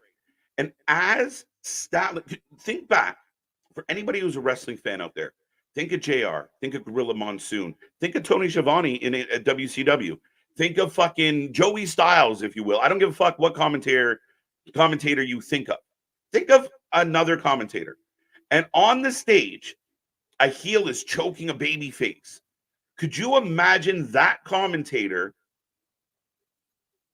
just promoting the fuck out of what's coming up on the rest of the show while that's happening? The camera's showing an absolute assault. And Excalibur, in all his infinite talent, is pitching the rest of the fucking show. Fucking brutal. Fucking basic 101. You suck at your job. Holy fuck, that is bad. And I don't care. People can get mad at me all they want. That's fucking ridiculous. You literally have a babyface on stage getting choked out. And he's like, later tonight. Where's the you son of a bitch? You son of a bitch. Nope. Sonny Bimbo. What's up, what's up, what's up? Here's a question. If the NBA Game 3 has a dull spot, do you think something wild to grab some eyeballs? I mean, you would argue that that's seemingly what they're trying to do all night long, regardless of a dull spot or anything else. It looks like they're digging right into tonight. So the match was good, but again, I kind of predicted this before the show started. A lot of brawls, a lot of aftermath to the matches, a lot of rinse and repeat, a lot of we've seen this before. So again, a little repetitive. Got that one, Bo. Good to see you, Damien. We have Against All Odds this Friday. I keep forgetting that. I'm so sorry, TNA. You got to stop doing Friday shows. Move your semi-bigger shows from Fridays to Thursdays. Do it in place of your Thursday show, like NXT does with, like, you know, Valentine's Day Massacre or whatever the fuck. That's what you should do. It should be like a lesser show. Do it on a Thursday. Going up against SmackDown's not good for business. Yes, we will be here live. We're probably going to be here live 4 times on Friday. We're going to go live for the WWE kickoff in Scotland at 11 a.m. Eastern. We will be back for Against All Odds and SmackDown, and we'll stick around for Rampage.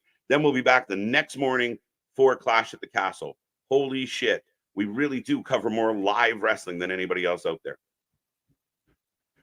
I wish women like Sheeta, Queen Aminata, and Red Velvet were used more. Add them to a long list. If we sat here right now, and I took my pad, we could probably get pages of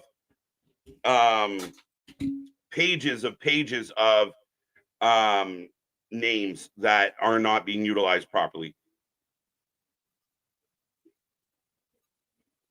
QR code Uncle Howdy is working with Mercedes Monet. Yeah, right. As we got Phoenix in the back with Renee coming out of break, folks. Good AEW so far. Energized.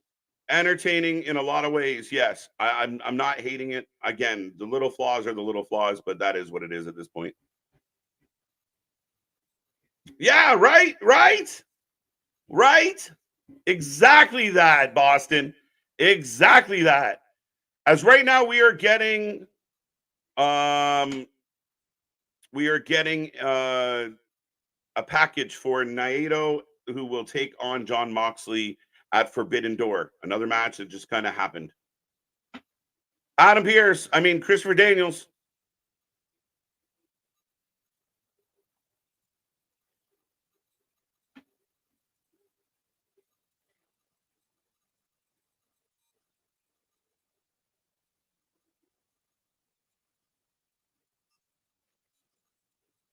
Okay.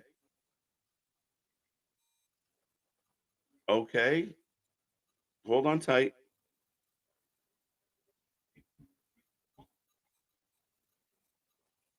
So all seconds barred from ringside. We're getting 2 eliminator matches, number 1 contender matches.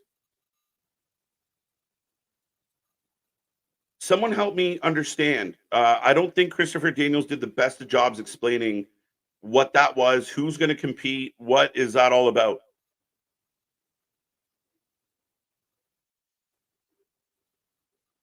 Joe looks and says, "Where did you find these cameras, Oos?" What is this? But here comes Joe and Hook in a weird spot right now.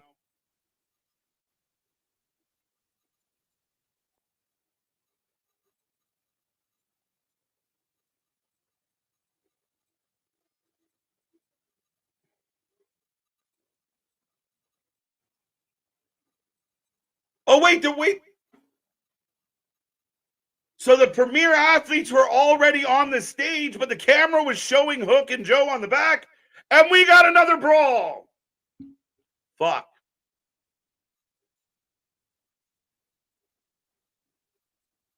Shibata's got the camera.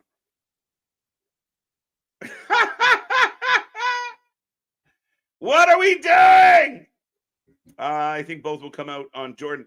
It's somebody. Young Bucks versus Grizzled Young Vets? Or is it just like, so they didn't tell it? So we don't know when Blood and Guts is going to be or who.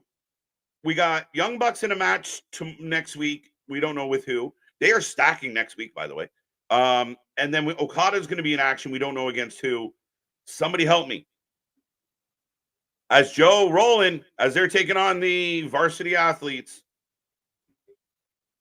And we have officially derailed. Shibata's got the camera.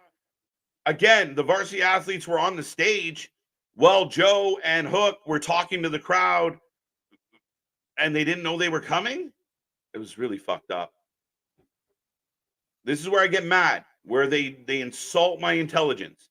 As we are at the top of the hour, ladies and gentlemen, if you have not hit like yet, make sure you do so. Click those little reaction buttons. Give us some love. Help that algorithm come out. Help that algorithm out. And help us get to 5K. We are getting so close to 5K subscribers. But right now, varsity athletes, Tony Nese gets the tag and is all over Hook. Ranking systems, tell me what happened to your company. Yeah, he just threw them out. He wisely threw them out. They're doing a WWE camera angle. I always skip SmackDown, Boston, but I get it, though. It should be on a different night. It's just up against the Juggernaut, right? Like, you're up against one of the highest viewed wrestling shows every single week. I think Thursdays would be better. It gives you a better chance. Thursdays, no AEW, no WWE. You're used to watching it. But if once a month or once every 6 weeks, you had a special TNA, I think it works better. I think it sells better. I think it's a free night.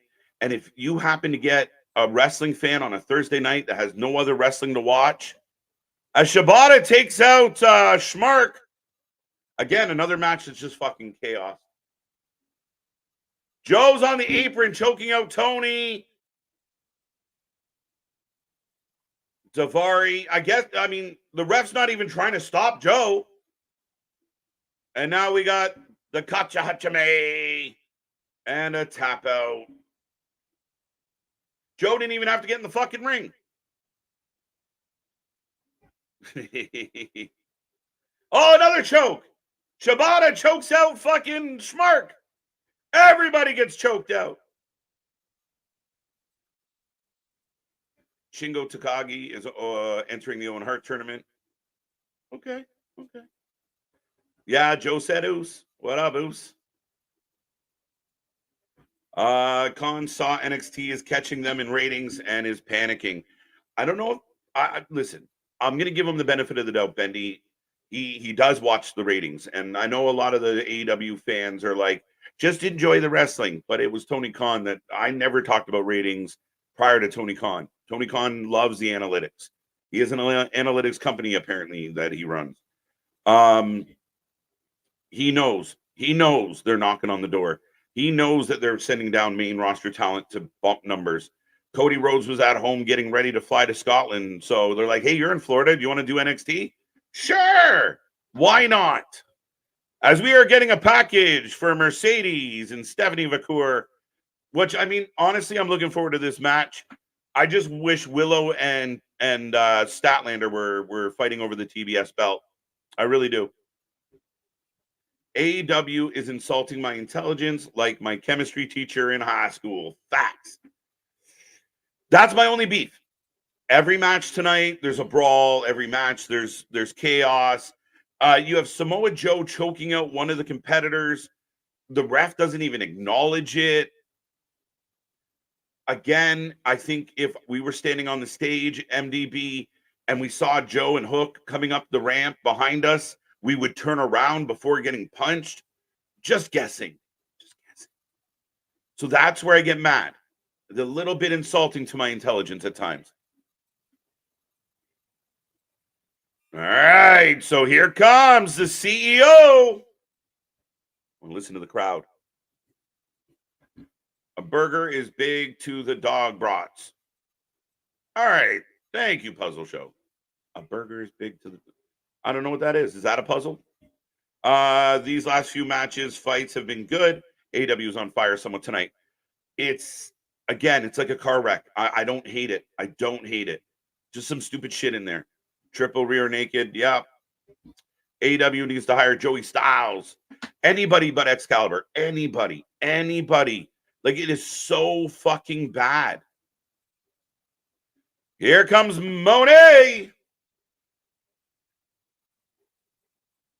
Ugh. They're going to try and convince me that Pencil Hook is choking people out like that. Stop it. I know, right? Put Hook in Ring of Honor. Let him choke out Wheeler Yuta or Danny Garcia. The fuck are we doing? Oos means brothers. Yes, it does.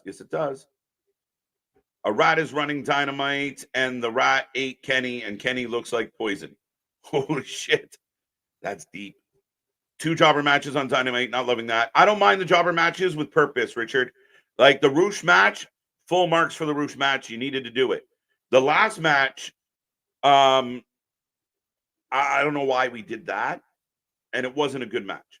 It wasn't much of anything. But Zuzi.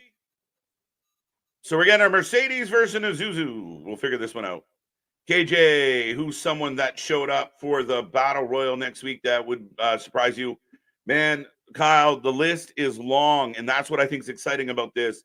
There's so many possibilities. Does a Joe Hendry show up? Does a Moose happen to show up, though it seems doubtful based on his recent comments? We don't know.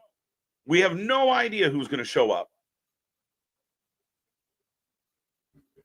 Mercedes Monet for the win. Yeah, and we all figure CEO of Walmart. Ouch. See, no. Mercedes, she's cringe. I'm with you, gamer. I know Damien's going to get mad at this, but she is absolutely cringe. She is plastic fake. Like, everything she does outside of the ring is fake and pretentious. And she should be a heel. But Tony doesn't get that.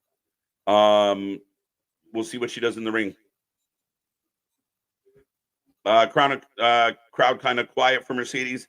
To me, Mercedes doesn't fit the AEW crowd. I think the AEW crowd, as we get a CEO chant, so what the fuck do I know? I think the AEW crowd would be more inclined to cheer for Willow and Stat fighting. CEO all day and twice on Sunday. I knew you were going to say that. This show is a waste of time. Not completely. Uncle Howdy QR code. It's the Mercedes QR code. So you can go to Meet Mercedes because, yeah, things are getting hot. Mercedes is here. I'd rather have Zeus's. Hook and Joe. I don't know why I said Hook. Hook and Joe are a fun duo, but should Joe be taken away from the singles division again? Why is MJF not getting revenge on Joe? I don't know the second part of that question. I don't mind Joe working with Hook to kind of build up this young guy. I don't mind it. The fact that they're fucking around with the learning tree makes me wonder. That's a bit of an issue. But I don't mind it. Like, Joe is going to be over no matter where you put him. So him working with Hook and kind of spending some time, I don't hate it. Okay, why does Mercedes dance look like stupid now? It always looks stupid. It's just obnoxious. It's like, stop that. It's like my fucking 9-year-old. Oh, we got an arm drag off the top. Nice move. Even though she ran like she was... Zeusie's got Nikki Bella under the mask. Facts. Let's go. To follow up on the question, KJ, would you be disappointed if no one from the outside shows up and it's just a Raw or SmackDown guy? No, I would not be disappointed, JV. This is something I caution wrestling fans all the time. We talk about it all the time on this channel. Don't fantasy book and then get mad when your fantasy doesn't come true, right? It's like, don't fantasy book your date, and then when you show up, she ain't what you thought she was. You have to be realistic. We do it a lot as a wrestling fan base of, it's going to be TNA. It's going to be people from Noah. And then if it isn't, you're like, oh, this fucking sucks. Nah, I mean, at the end of the day, it would be really cool if it happened. I won't be disappointed as long as the Battle Royal is good outside of that. Yeah. Steve Macklin, Matt Hardy. Matt Hardy, love throwing his hat in the ring. I don't think we're going to see him, but it would be interesting. Just as fun of like a surprise pop and something that would get a lot of online buzz and clicks. Matt Hardy would be interesting. Macklin would be cool. Macklin's a beast. And again, former WWE talent. Azusis with a tope. Zeus. Mercedes is boring. See? Mercedes should be the heel, but Zeus's out here ripping shit up. The CEO of Walmart is probably mad rich. Doesn't... As we go back to picture, ladies and gentlemen, right now, Zeus is in control of Mercedes Moné. Mercedes is always boring, my buddy. I'm sorry. I know you like her. I know some people just look at her and that's enough for her to be like a wrestler. Mercedes is not good. She's been solid in the ring. That's all I can, as far as I will go. Everything else about her, her look, her attitude, her presentation, it all seems fake. But again, I think that goes back to like the Bucks, Jericho, Mercedes, OC, Don Callis. It all feels pretend bullshit to me in a lot of regards. And it's the MJFs that, like tonight, MJF and Rush was good because it felt like there was authenticity with it. When MJF comes out and cuts a promo, it feels authentic. Not with this. The CEO saw a big lion and the lion roars and the CEO screamed. Man talking in code. Hope she was worth her stupidly lucrative contract. Nobody will be. I mean, again, it's no offense to her, but they could have invested more money in other people. You have Deonna Purrazzo, you have Serena Deeb, you have Taya Valkyrie. Maybe you pay Britt Baker some money to come back. You have all this talent in the women's division that I think are better overall than Mercedes Moné. And yeah, they spent all the money on this lady that she's all right. but she wouldn't be. Again, there's a monster, the murderer's row of women that she'd have to go through to be the top lady in WWE, and that's why she ran to AEW and took the paycheck, because she just ain't it. They should just fully lean into heel. Yeah, again, very much so. Just like Toni Storm's a baby face, Mercedes is a natural heel. She is heel-ish. Everything about her screams pretentious asshole. So just be that.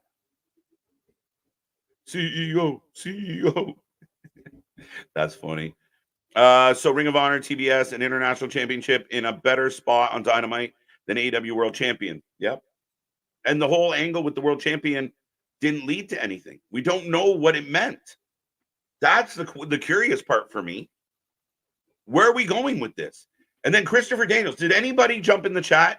Can anybody in the chat right now help me decipher what the fuck Christopher Daniels said?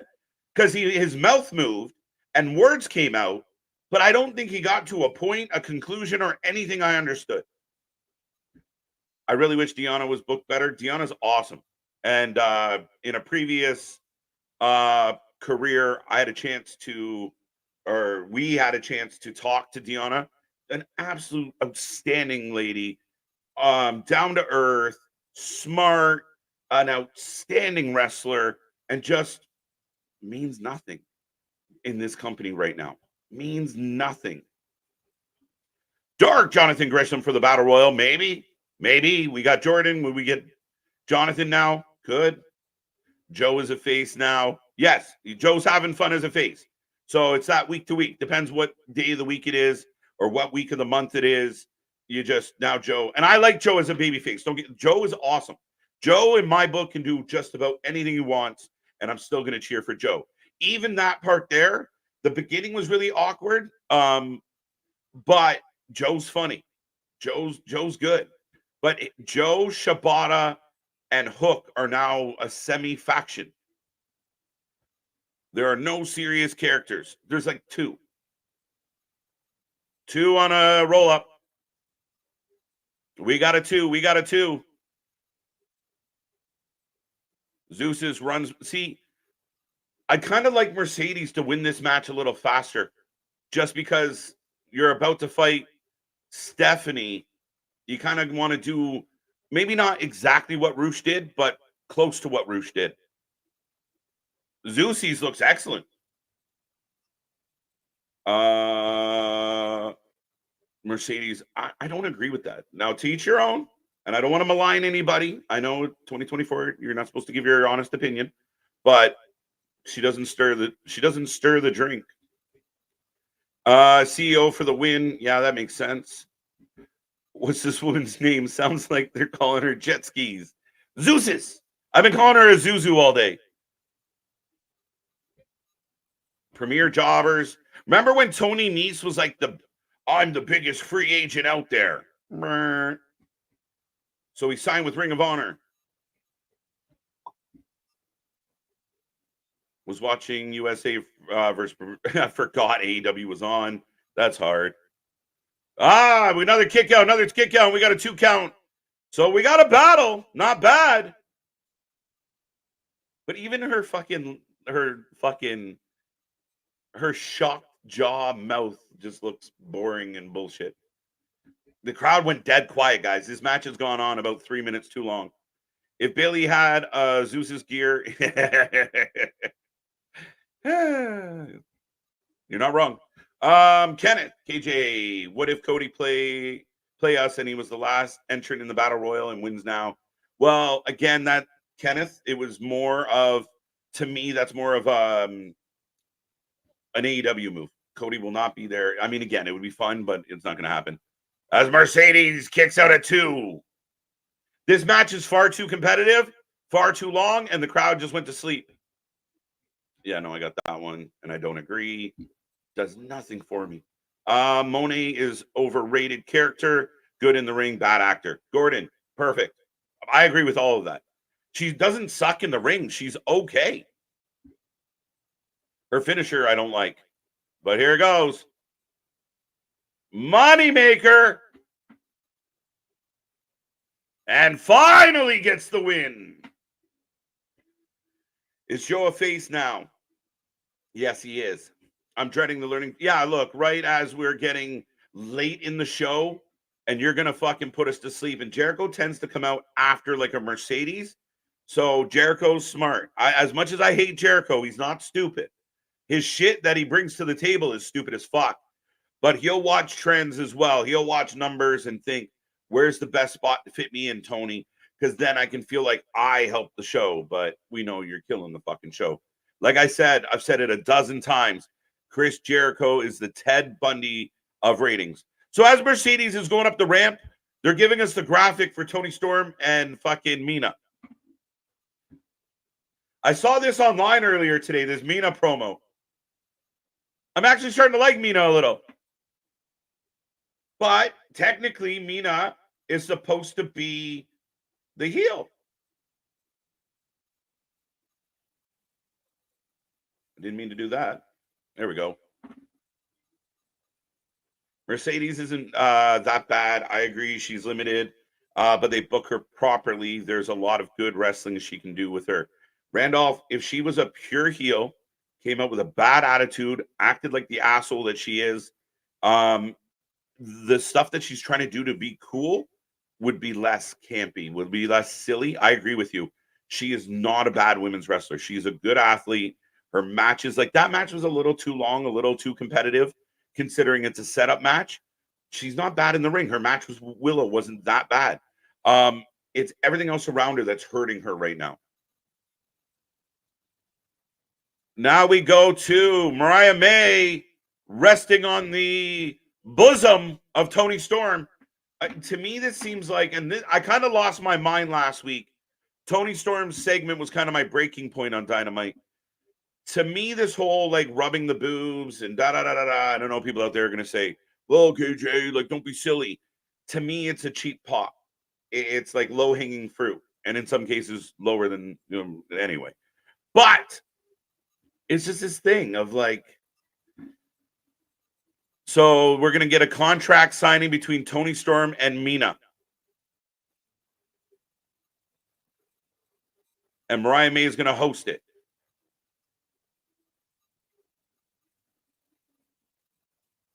Toni Storm just gave everyone the finger. This is crazy.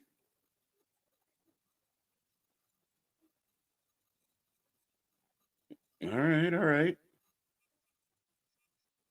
Luther just shrugs and walks off.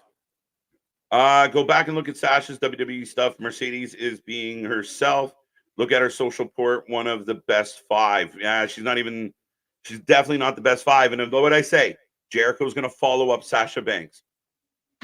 And here we go, the Redwood.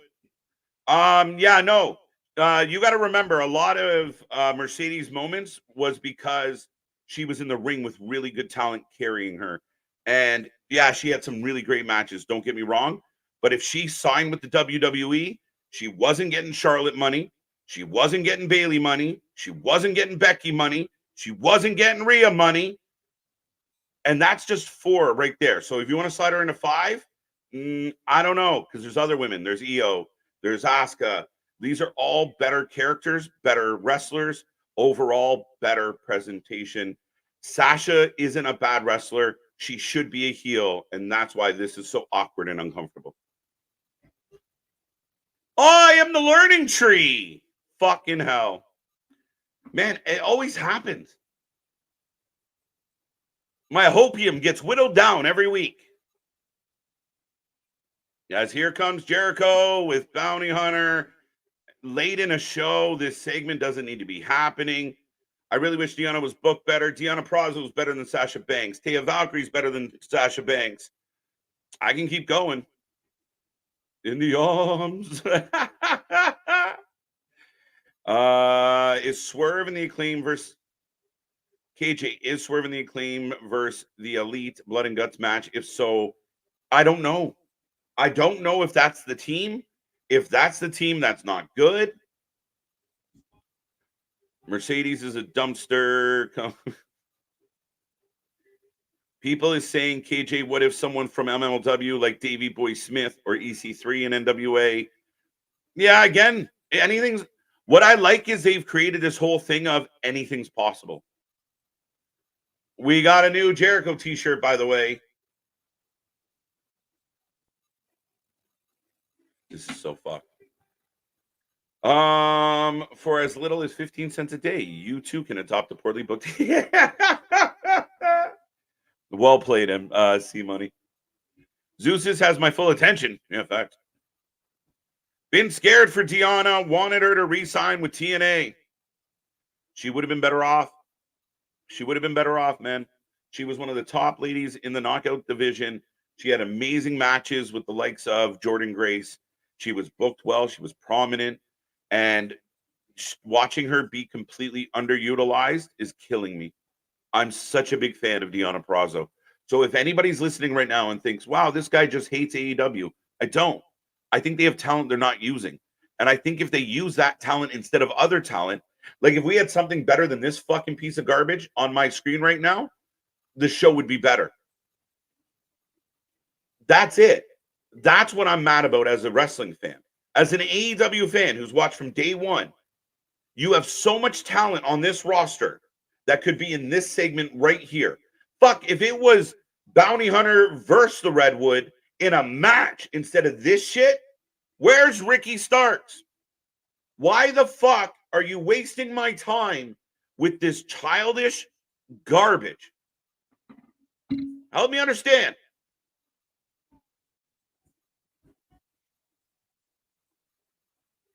Well, here comes Private Party. Eliminator match. Winner gets tag team shot versus the Young Bucks and Okada. But we don't know who's challenging, right, Damian? And if that's the case, then when is Blood and Guts happening? Blood and Guts isn't happening next week. Samoa Joe can babysit my kids now that he's a Alex, I like it. So would I be the bad guy if I pointed out Zeus's you know. You ain't wrong. You ain't wrong. KJ, what the heck is TK doing with the world champion? Seems like he was booked better before he went. Yeah, this is typical Tony Khan. We saw it with Wardlow. We saw it with the Acclaimed. We saw it time and time again where talent get themselves over and then Tony Khan fucks up their booking. It's true. If you guys do shots, make sure you have a designated driver. Shut the fuck up. Okay, the show has hit us. Yeah, and the crowd is dead. This is what Jericho's missing. They're not booing. They're not booing. They're not doing shit. Dear Chris Jericho, nobody gives a fuck. Great match. Good match. Went too long. Mercedes gear is nice. Great. She's got a good designer. Her hair looked cool. It's a good match. The thing that is neither girl resonates with the fans. Neither girl. If you're talking about the last match, Mercedes should resonate with the fans. She did get a bit of a cheer, which I still think is the wrong move. But the match would have been good if it was quick and to the point. You get some stuff in. Mercedes gets a quick, solid win. Works well. Little too competitive, little too long, and you lost the crowd partway through it. Yeah, facts. 4-1. Okay. The match is getting better. Okay, I'm trying to catch up. Wow, I can't believe Mercedes beat the woman we never heard of before, right? The Caitlin Clark of AEW. Yeah, overrated.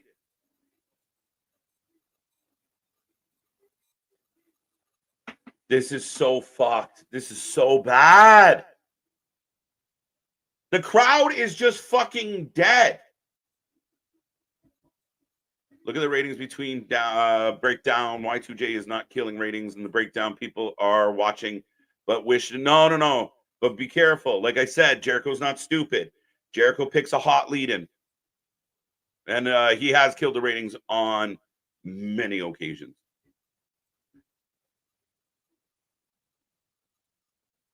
Oh, and Private Party turns on Jericho.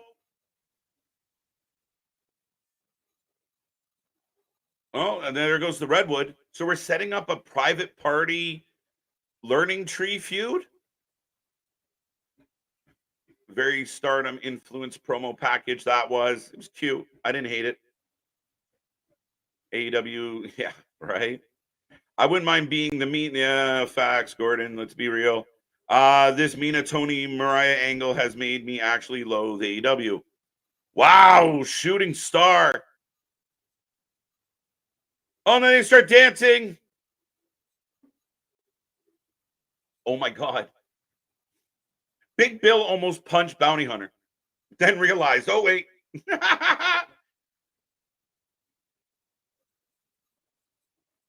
This is so fucking bad. Who's the wedge in the... This is awful. Set props again. As we are getting another Moxley promo, we get more Moxley IWGP promo packages than we get AEW champion promos. I'm calling it Mariah is going to dethrone Toni Storm at All In, potentially. Potentially. I could see them having, like, the Mina match is where Mariah finally turns. It's just really weirdly delivered and really silly. It's really silly. Again, if guys out there right now are getting off on the fact that they're touching each other's boobs, grow the fuck up. It is just childish. It's just childish. What's up, Tommy? How you doing? How you doing? You know what? I'm just going to mute the learning tree for a while. Great idea, Malik. I don't blame you. The crowd did. Learning tree, Jericho did not make the list. Oh, fuck. Michael Jordan of Michael Jordans. Good Lord. Yeah. They think it's working, guys. They think it's working. And it's fucking killing me every week. Every single week, no matter how positive I am about the show or how much I'm enjoying the show, tonight's been a good show. I haven't hated it. But shit like this makes your show suffer. Right? If you add another good match instead of that Jericho segment, the show's great. We keep rolling. Even the Mercedes match, as much as I criticize Mercedes Moné for being overrated, I mean, let's be real. Let's be real. What the fuck are we doing? You are hurting your own product. That's like you're winning a race and you just decide to drive into the wall. I don't get it. I don't fucking get it. Deeb is better. Facts. Like, how does Mariah May and Toni Storm keep getting away with this awful shit that they... Because the guy running the show is a fucking teenager. He might be 40 years old, but he has the mentality of a child. So all this childish bullshit, the Jericho stuff, the Young Buck stuff, the Toni Storm stuff, he's back in Gorilla giggling his ass off. This is so good. Oh my God, they touch boobies. Ah! Grow up. You're a billionaire. Act like you saw a pair before. I'm tying over here with the shit show. I see Jericho turn the channel, Tom. They don't believe us. Apparently, everybody has that opinion is just a bot. Well, fuck y'all. Wasting time. KJ, yeah, fave coming. Yeah, it came hard. Pause. But we are in a commercial break, folks. We got about 25 minutes left in the show. I got over 150 people. I wonder if we can push that up even higher. If you haven't hit like yet, please do so. I want to see 150 likes on this stream. Plus, we are trying to get to 5K subscribers. So if you could hit that button tonight, I would appreciate it. As we are climbing by the minute, we appreciate everybody for joining us. Tomorrow, we are back for 2 shows. We will be here for Wrestling Court. NXT Black and Gold versus NXT HBK. Anthony versus Nick. Judge KJ in the house as we take another topic in wrestling to court and put it on trial. You, the fans, get to be the jury. You, the fans, get to be part of the witness stand, I guess, or witnesses would have been a better English statement, sentence. What the fuck? But we are doing 2 shows tomorrow night. Be a part of that. We are also coming right after that show back for Clash at the Castle, predictions and preview Friday, we're going to be here live 4 times. Clash kickoff. Then we're getting, well, I guess we'll be here 3 times because we're going to be here twice for 2. SmackDown and Against All Odds at the same time. We will be watching both live. And then we got a little bit of Rampage. Saturday, we are back for Clash at the Castle early, 11:45 a.m. Wake and bake. Grab your snacks, grab your bacon, grab all the stuff, and join us. We got a lights out. Wait, we got a lights out.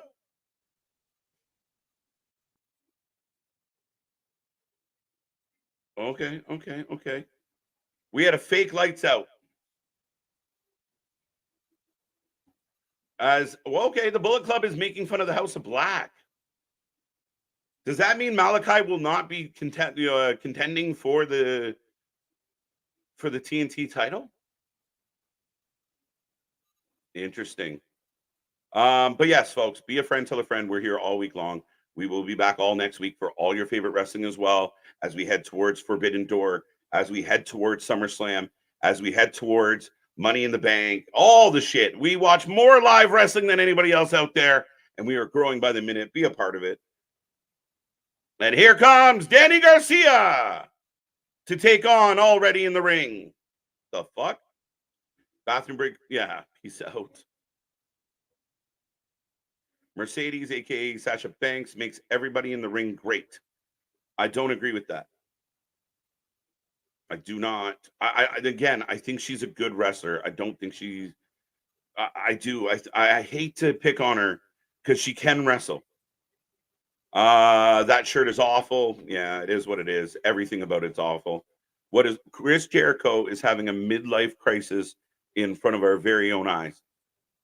That's all that this is. This is a man. It was Kamado. I saw Kamado in the back earlier. Now, little tiny Danny, who's the one with the cowboy hat?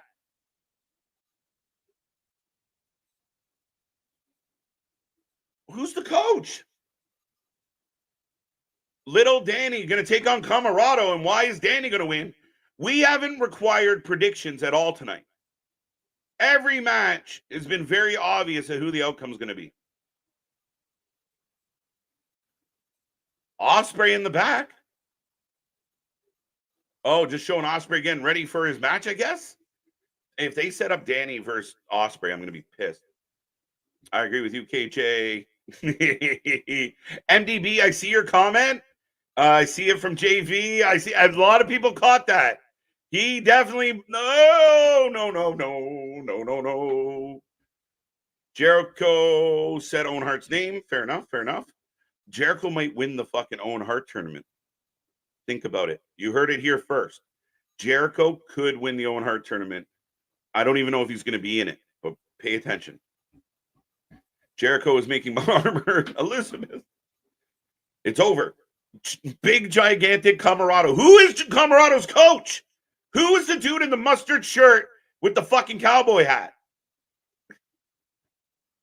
Fuck Caitlin Clark. She can't do shit. Didn't even make the national team. I'm just kidding, but it's still funny to say. People are upset about it.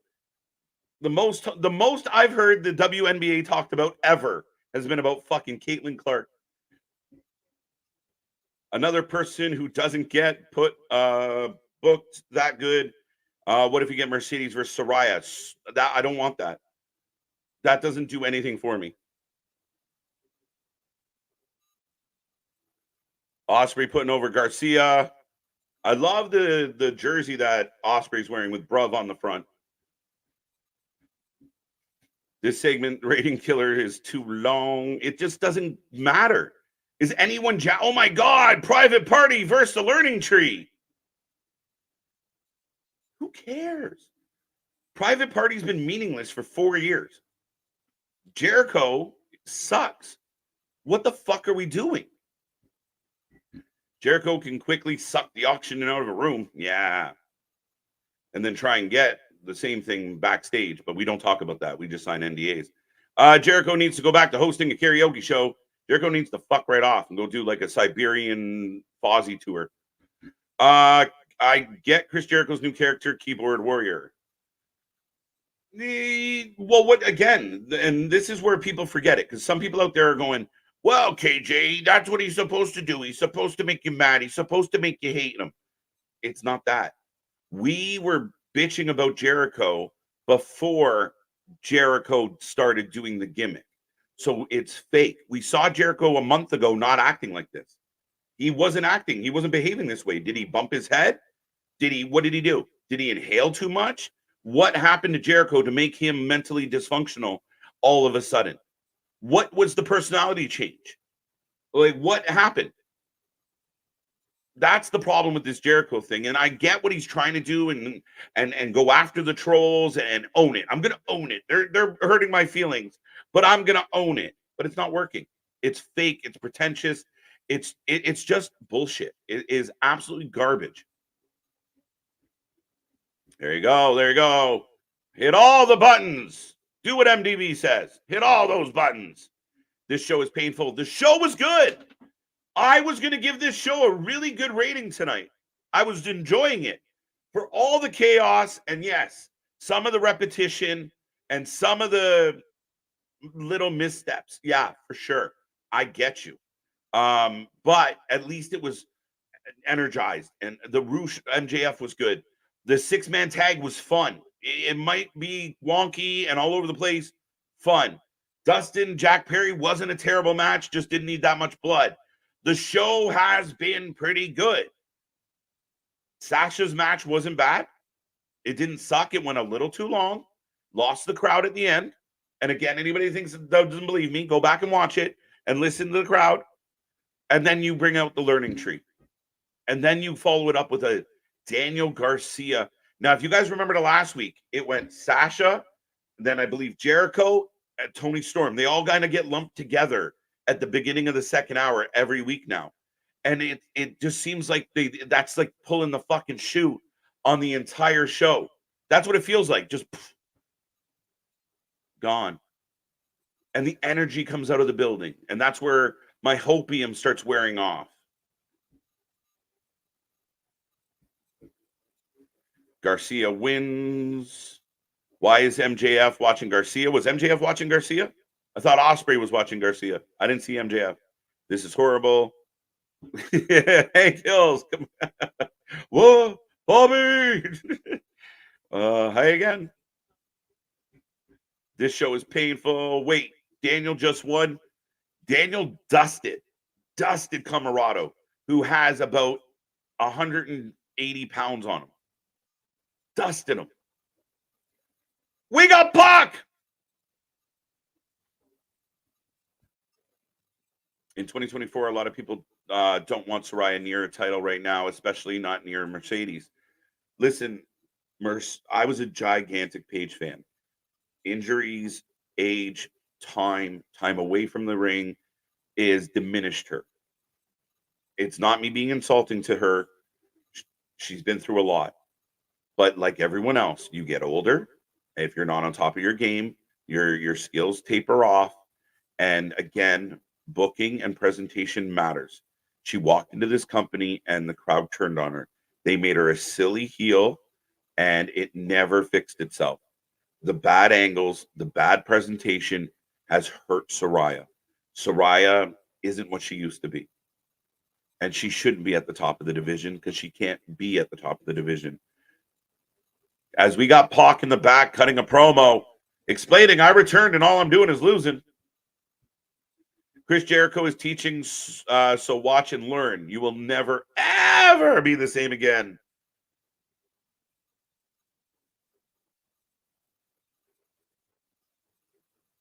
Okay, so the Bang Bang Gang cut a promo on the House of Black. Pac cut a promo on the Bang Bang Gang. That's what happened there. First hour was good. Second hour, not so much. Yeah. Because look what you put in the second hour. You are setting yourself up to fail. Now we're going to get a barn burner of a match. We got about 15 minutes on the clock. This match is going to cook. And it's going to make us forget all about the bullshit that we just happened. Private Party versus Street Profits. Book it in the Spider-Man match. As here comes Will Ospreay with an envelope in his belt. Ospreay, you are the father. What is fucking happening? Listen, Jericho's been hated for way too long. I don't know. The man has a negative personality for years. Listen, Jericho's been hated for way too long. I don't know. The man has a negative personality for years. I'm not quite sure, Malik. You might have to clarify that a little bit. But as a guy who's been a fan of Jericho since the 90s, he deserves all the hate he's getting.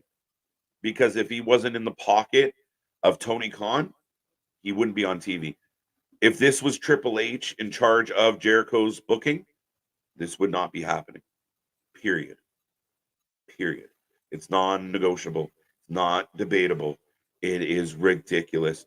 And Jericho's using his position in this company. He is Jera Hogan. He is the Hulk Hogan of now. Period. Jericho's trying to portray an internet keyboard warrior, the IWC, but it ain't working. Yeah. And here comes Ray Phoenix. Yeah, Vance, it's over. We're getting the main event. Jericho finally going through a midlife crisis. Yeah, he fucking all in. Highlight was Mark Briscoe's promo. Mark Briscoe being on TV, but he took the pin. And again, I'm not knocking it's not coming from a place of negativity, but I just really like Mark Briscoe. What are we doing? Nikki the Jobber. When the crowd is chanting, please retire, that is ding dong hello moment. It really is. But that's, again, they just make up excuses. They don't really mean it. It's good heat. Oh, it's just bots. Oh, it's just trolls. Oh, yeah. They don't want to hear it. It's like Me, Myself, and Irene. If anyone's seen that movie, oh, you only hear what you want to hear? Thanks. I like my hair short. You get the reference, good on you. But that's what it is. Tony, you're booking bad. Oh, what do you mean we're going to Cleveland? Like, he doesn't hear shit. It just goes like all the negativity isn't true because he's never had to deal. There's nothing that he couldn't throw money at to solve a problem. But we are off and running, folks. Learning Tree, along with the Garcia squash match, killed so much momentum on this show. You're not wrong. This match is going to be fire, though. Hashtag free Britt Baker. Who are you taking, folks, and why is it Ospreay? I'm going to get into the Gun Kids. I can't get it. I think they're great. I mean, AJ, if they were in NXT right now, getting a little bit of polish and getting a little bit of teaching, they're outstanding. They have charisma, they have talent, they have lineage. I think they are great. They're just, and I think Juice is awesome. Will Ospreay for the win, Bruv for the win. AEW is going to run over tonight, so nobody clicks over to the NBA Finals. We'll see. Why is the champion eating a damn pin? What the fuck, TK? You asshole, boo-boo. Why is the champion? Oh, yeah, Briscoe. I don't know. I thought Fletcher was going to take the pin. He got the pin. What the fuck do I know about wrestling? Will Ospreay. There you go. Do you think Deonna regrets potentially not signing with WWE? I don't know. And here's why.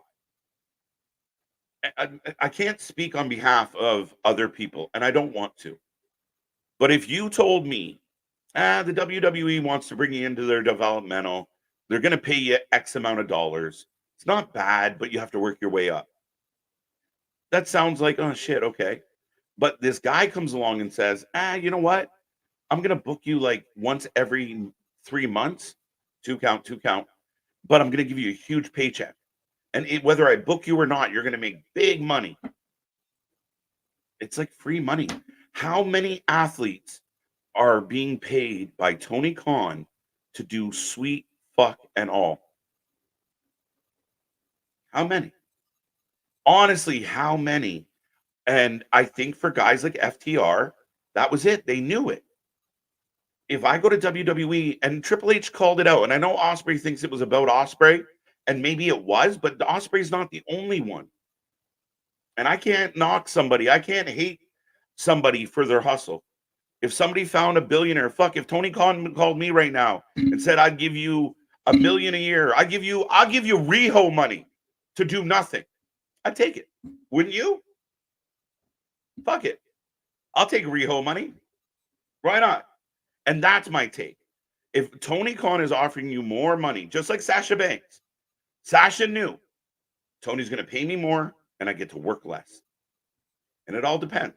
I think there's wrestlers out there like a Drew McIntyre, like a Finn Balor, like guys that and girls that have gone back to WWE, and they will take the harder work, the bigger crowds, the bigger energy, and maybe slightly less pay than Tony's willing to give you because your career, your legacy, what they're trying to accomplish matters. But I think that's what, like I said, I think FTR did it. Oh, fuck. We'll sign back with AEW. He's going to pay us stupid money, and we get to be home like 300 days a year. This is fucking awesome. Ospreay for the win. Got a funny feeling Ospreay going to re-injure Rey Fenix once again. I hope not. Alex, we knock on wood. We never like to put that out there. I don't want to see Phoenix hurt. Match is cooking, though, folks. We are in picture-in-picture. We are heading towards the end of the show tonight. If you haven't hit like yet, why not? We got 150 people watching. Big night. Having a lot of fun. Click that like button. Share our link with your friends. We want to hit 5K subscribers. We are so goddamn close.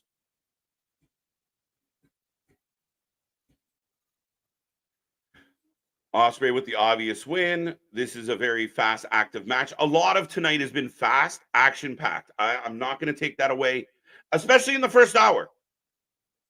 And I really mean it, guys. Like, tonight was a good first hour. Yeah, there's some little flaws, but again, it is what it is. But tonight's first hour was entertaining, went by quick.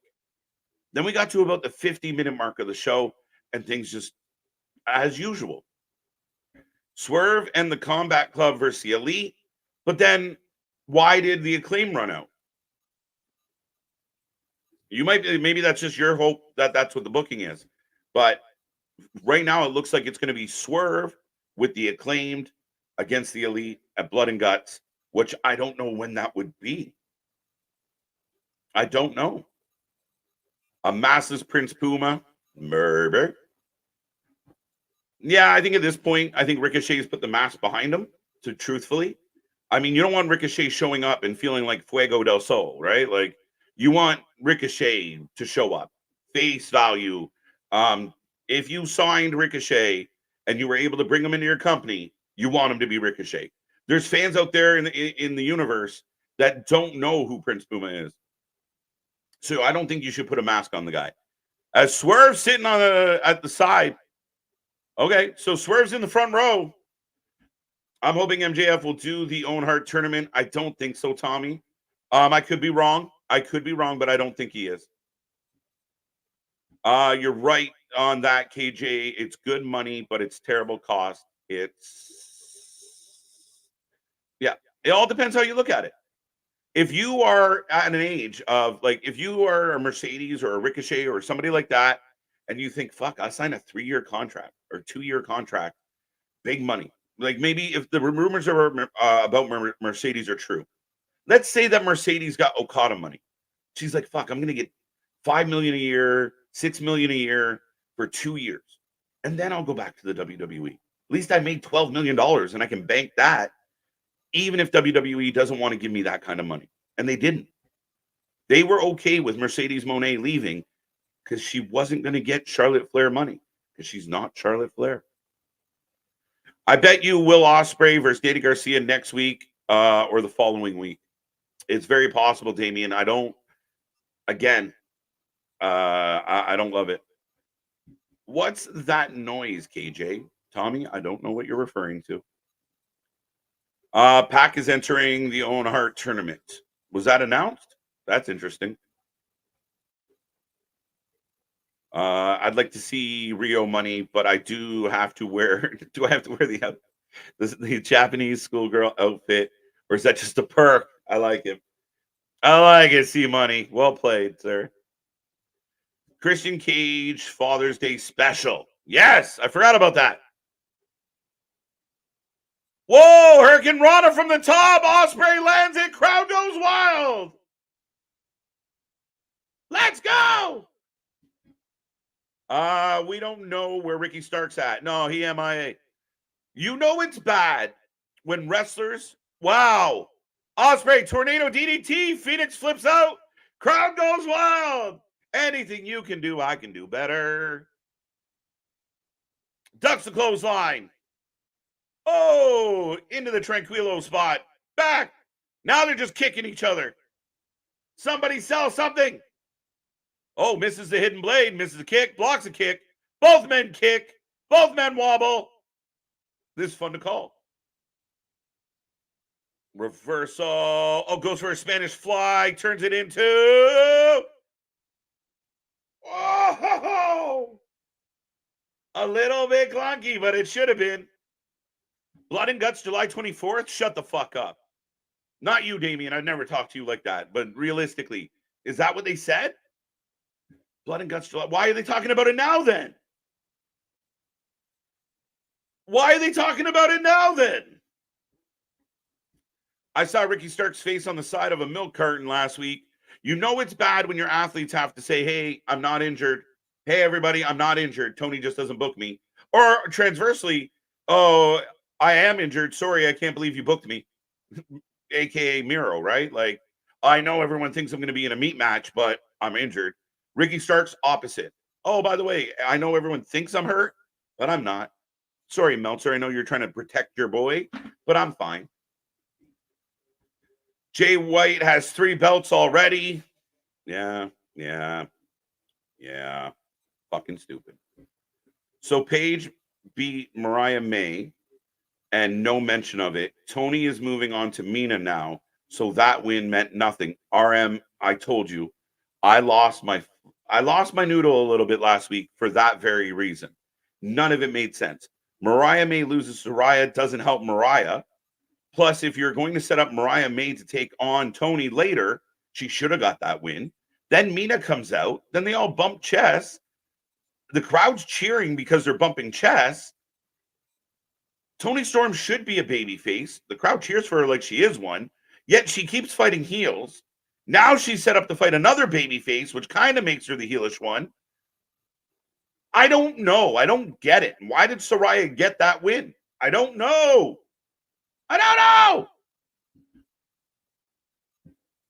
Tony will pay you to not use you regular or at all, just so people don't go and get used in NXT. Look at Camille and Megan Bain. Again, and I'll ask you guys this. We got over 100 people hanging out with me right now. Let's be real. Is Tony Khan in 2024 more like Vince McMahon than Triple H is? That's a valid question because these are all very Vince tactics. Sign people, hoard them, all the shit people bitched about with WWE 2 years ago. Predictable booking, nonsensical booking, stop and start booking, no consistency, ripping up scripts, not being prepared for shows, shit not making sense. I think I already said that. All of this feels very Vince McMahon Jr. The third, Vince the third. Right? And it's, again, my beef with the show is when it's insulting my intelligence as an adult wrestling fan. TK is that petty old man that Vince was. Yeah. Felix is always hurt. Phoenix goes big or goes home, AJ. And you know what? You got to give the man some credit. The dude puts his body on the line. Wow. Crucifix. 2. We knew this one was going to be good. The man puts his body on the line trying to entertain us. Again, it's like that old thing. Like if you're going to play chicken, if you're going to run across the freeway every day, eventually you're going to get clipped by a car. Maybe you shouldn't be sending your talent out into the freeway every single week. Tony Khan is like Janelle Grant of Vince.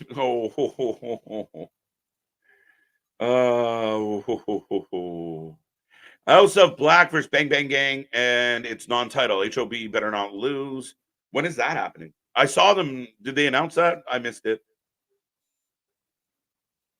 Oh, Tony sending us to commercial, but I still got the action going.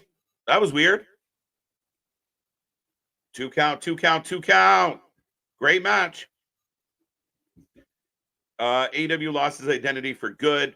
I hope not. I hope not, AJ. But again, when you start signing all the WWE talent, you start mixing up the booking, less is more, man. If he had a smaller roster, less TV time, he could probably do really cool things like he did back in the beginning. Back when I started doing streams and started doing social media wrestling content to defend AEW. We got to get back to that. When the Jim Cornettes and certain people out there were predicting this, at the time I felt like they were being, they just didn't matter what AEW did. Certain people shit all over it. But now I can't defend it against them. I want to defend AEW against everybody. Shivani reminds everyone to not switch the channel. It's 10 o'clock. But did he not say they were going to commercial? It sounded like he was pitching to a commercial and just kept talking. Wow. Another counter on Collision. Fair enough. The older you get, the less that number becomes. Yeah, 100%. This isn't good. All right. I get why you might say that. Your body has a limited number of bumps, and yeah, 100% JV. You're not wrong with that either. AEW lost its identity for good. Got that one. Bang Bang Gang and House of Black. So, okay. Ospreay going to the top, and he's doing Swerve's move. Interesting.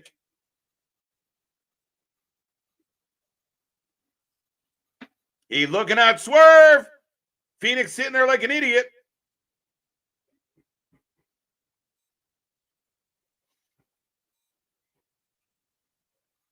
And how did Phoenix get hit with that move after sitting there forever?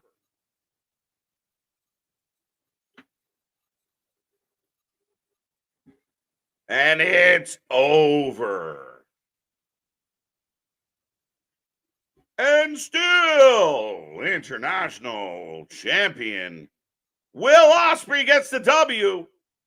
Puts a little message to the ending there.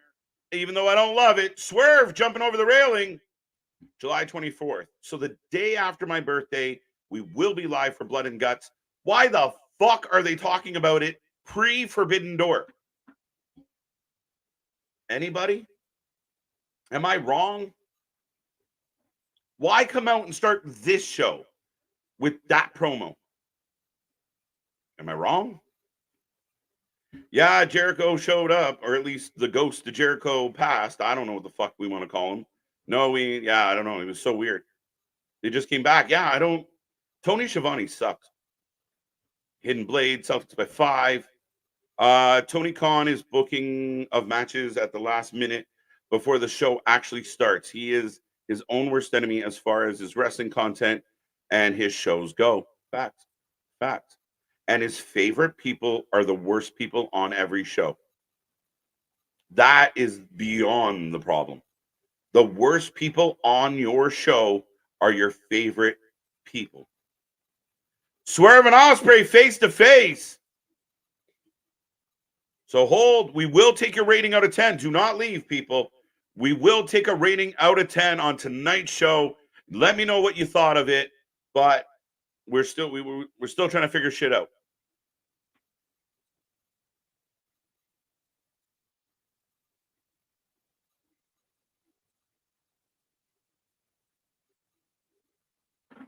Oh. Ospreay swiping the belt after Swerve gets a little pokey.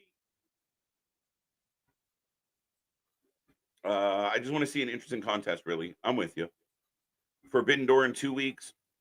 Yeah, it just doesn't make sense that they walked out and made that announcement. Like, Swerve is busy right now. Swerve is going to go into one of the biggest matches, potentially, in AEW history. Swerve versus Ospreay, title for title. That's huge. The fuck are the Bucks doing sticking their nose in Swerve's business right now and saying, oh, by the way, we know you're doing something, but at the end of July, we're going to go to Blood and Guts.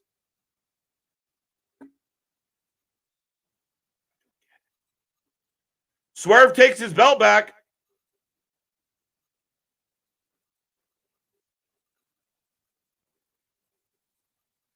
Swerve letting Ospreay know, thank God we're still friends, or else I would be putting you in the grave. There you go. There you go. There you go. There you go. Do you feel like they're trying to push Swerve a little heelish here? Especially because this might be building to beyond Forbidden Door. Favorite match tonight was Mercedes and Will Ospreay. Fair enough, Damian. Fair enough. Hit that like button. Hit that subscribe button, MDB. I love you for it, buddy. Forbidden Door in 2 weeks. Happy early birthday, Big Mike. July 15th. Shout out. So Saturday, the Father's Day special. The three never hit the mat, and the ref hit Phoenix.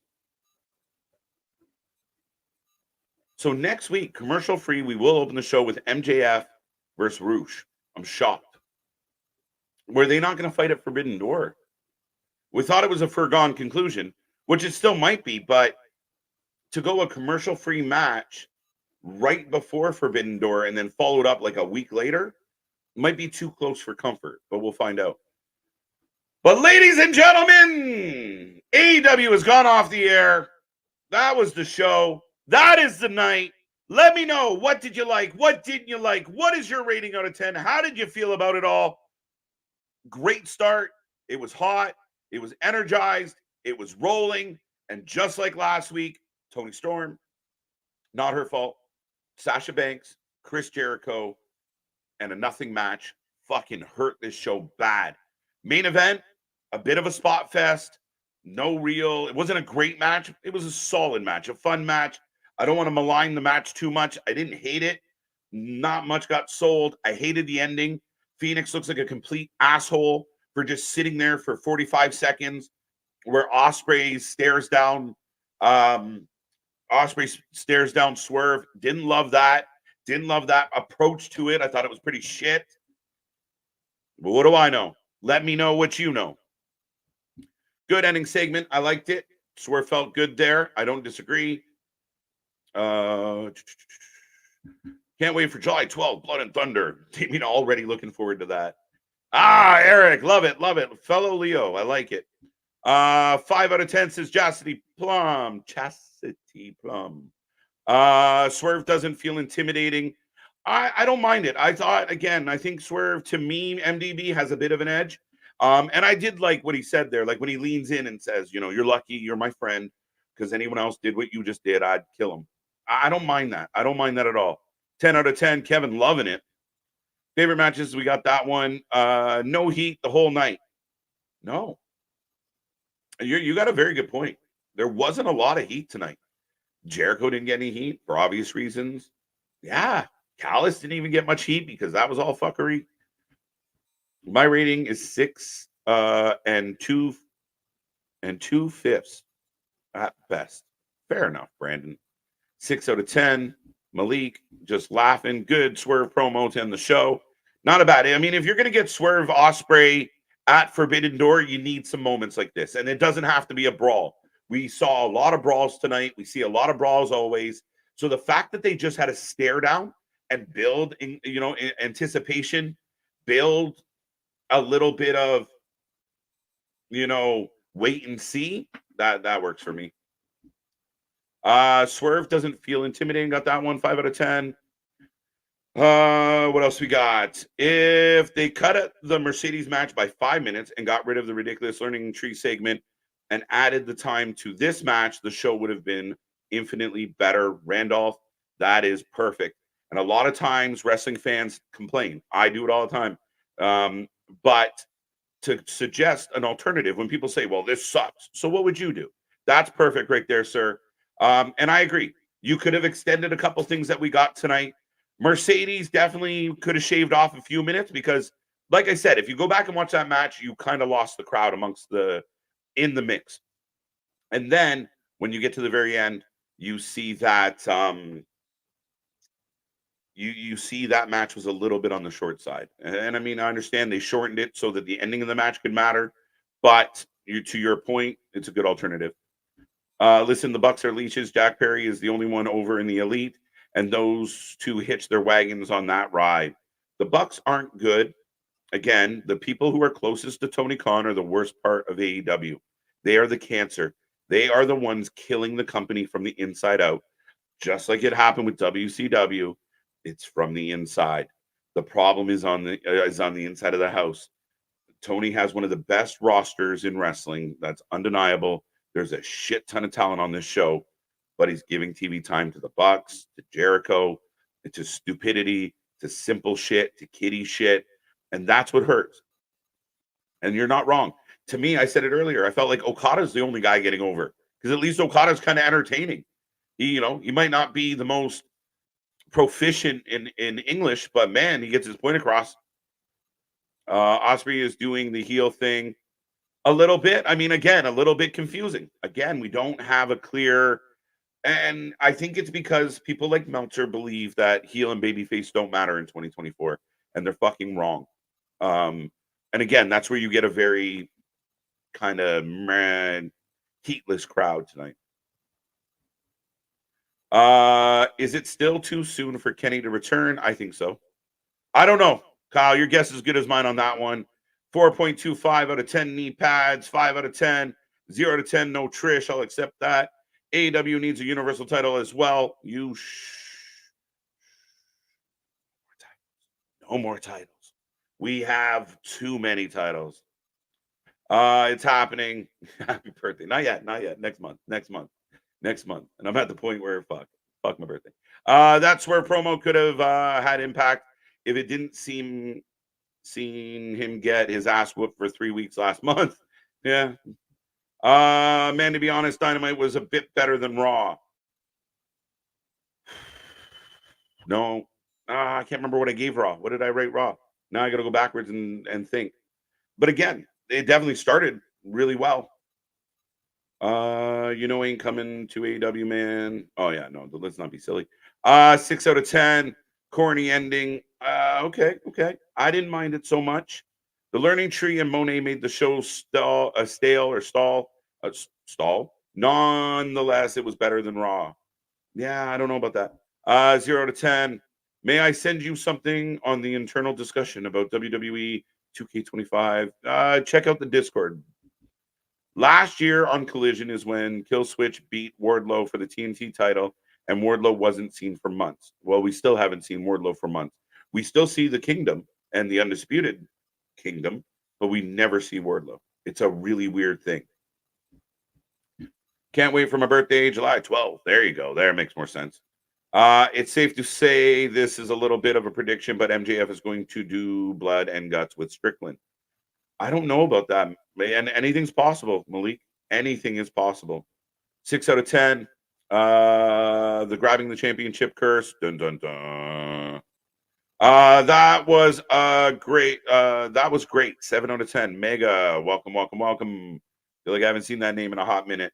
Fair enough. 7. I mean, 7 to me isn't great, but I'm kind of in that neighborhood. 7 out of 10. 7 out of 10.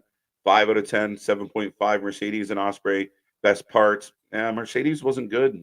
Sorry. We got progression. Too many meaningless matches, though. Not a lot progressed. And a lot of the matches were meaningless. That was a bit of the issue. After watching this AEW show, I am looking forward to TNA tomorrow. It should be much better. Let's hope. 7 out of 10, says Kyle. Felix Osprey is not a main event attraction. Sorry, and I love Will Osprey. Again, for those, if you're booking for the sickos, you're booking niche, that's exactly what they wanted. Throw Osprey in with a guy that's going to do a whole bunch of spots. That's it. So be it. 6 out of 10, solid show. The Mercedes match dragged a bit. Didn't need a Garcia squash. Learning Tree sucked. There you go. Des Moines, Iowa brought it tonight, but that building was empty as fuck. As always, bad booking. 5 out of 10, says Gordon. My God, KJ, keep up with the chat. No fucking way. 6 out of 10. Osprey and Phoenix didn't impress me. 6 okays out of 10. Fair enough, Jesus. Could care less about Daniel Garcia. Tony warned us. Garcia let him do the dance, and that's where Tony said, you're going to see a lot of this guy in 2024. So Garcia is going to be the next Orange Cassidy. They're going to push him to the moon. He's not going to lose very often. He just beat the shit out of Kamado, who, again, is useless. So I don't know. Don't like the Jericho stuff, and now he's facing a tag team. So is Jericho a tag team? No. Big Bill and Bounty Hunter are going to fight Private Party. Jericho's going to win the Owen Hart Classic. KJ, let's just say Tony Khan lost his chest back. Then he was killing it. Let my eyes. Roosh doing Roosh, some Dragon Lee, and Escobar out together. 8.5 out of 10. That's too high. 7.5. All right. I don't think AEW phoned it in, knowing their show was going head-to-head with the finals. I'll give it an 8. They tried. Fair enough. Okay. Elite versus Swerve, Pac, Ray, Phoenix, Pentagon, Ospreay. Just throw them all in there. Fuck it. NXT is get better than AEW and Raw. NXT struggled last night, though. I thought it was okay, but not great. And the ending definitely left us a little disappointed. I think I kind of enjoyed Dynamite a little better than I enjoyed NXT last night. I don't know that I enjoyed it better than Raw. Jericho is the worst thing on AEW TV. By far. And I wish they would understand it. I wish they would get it. I wish they would. I wish we weren't wasting our breath. 7.1, 5 out of 10. All right, ladies and gentlemen, I'm going to call it. Fuck, I feel like if I give them a 7, it's generous. I'll give them 6.5. And a bonus half mark off. Again, solid in a lot of spots. First hour was better than the second hour. The things that suck on the show the most are the Bucks, are Jericho. I don't understand why they came out and announced that there's going to be blood and guts in July. What the fuck are you doing? Christopher Daniels is doing his best Adam Pearce impression. It's not great. The Mercedes match wasn't bad, but dipped. Yeah, I'm going to go 6.5. Not bad at all. Overall, not a terrible night. If the second half could have carried, if you didn't have Jericho, if the main event went a bit longer, it all would have been better. Again, they're their own worst enemies.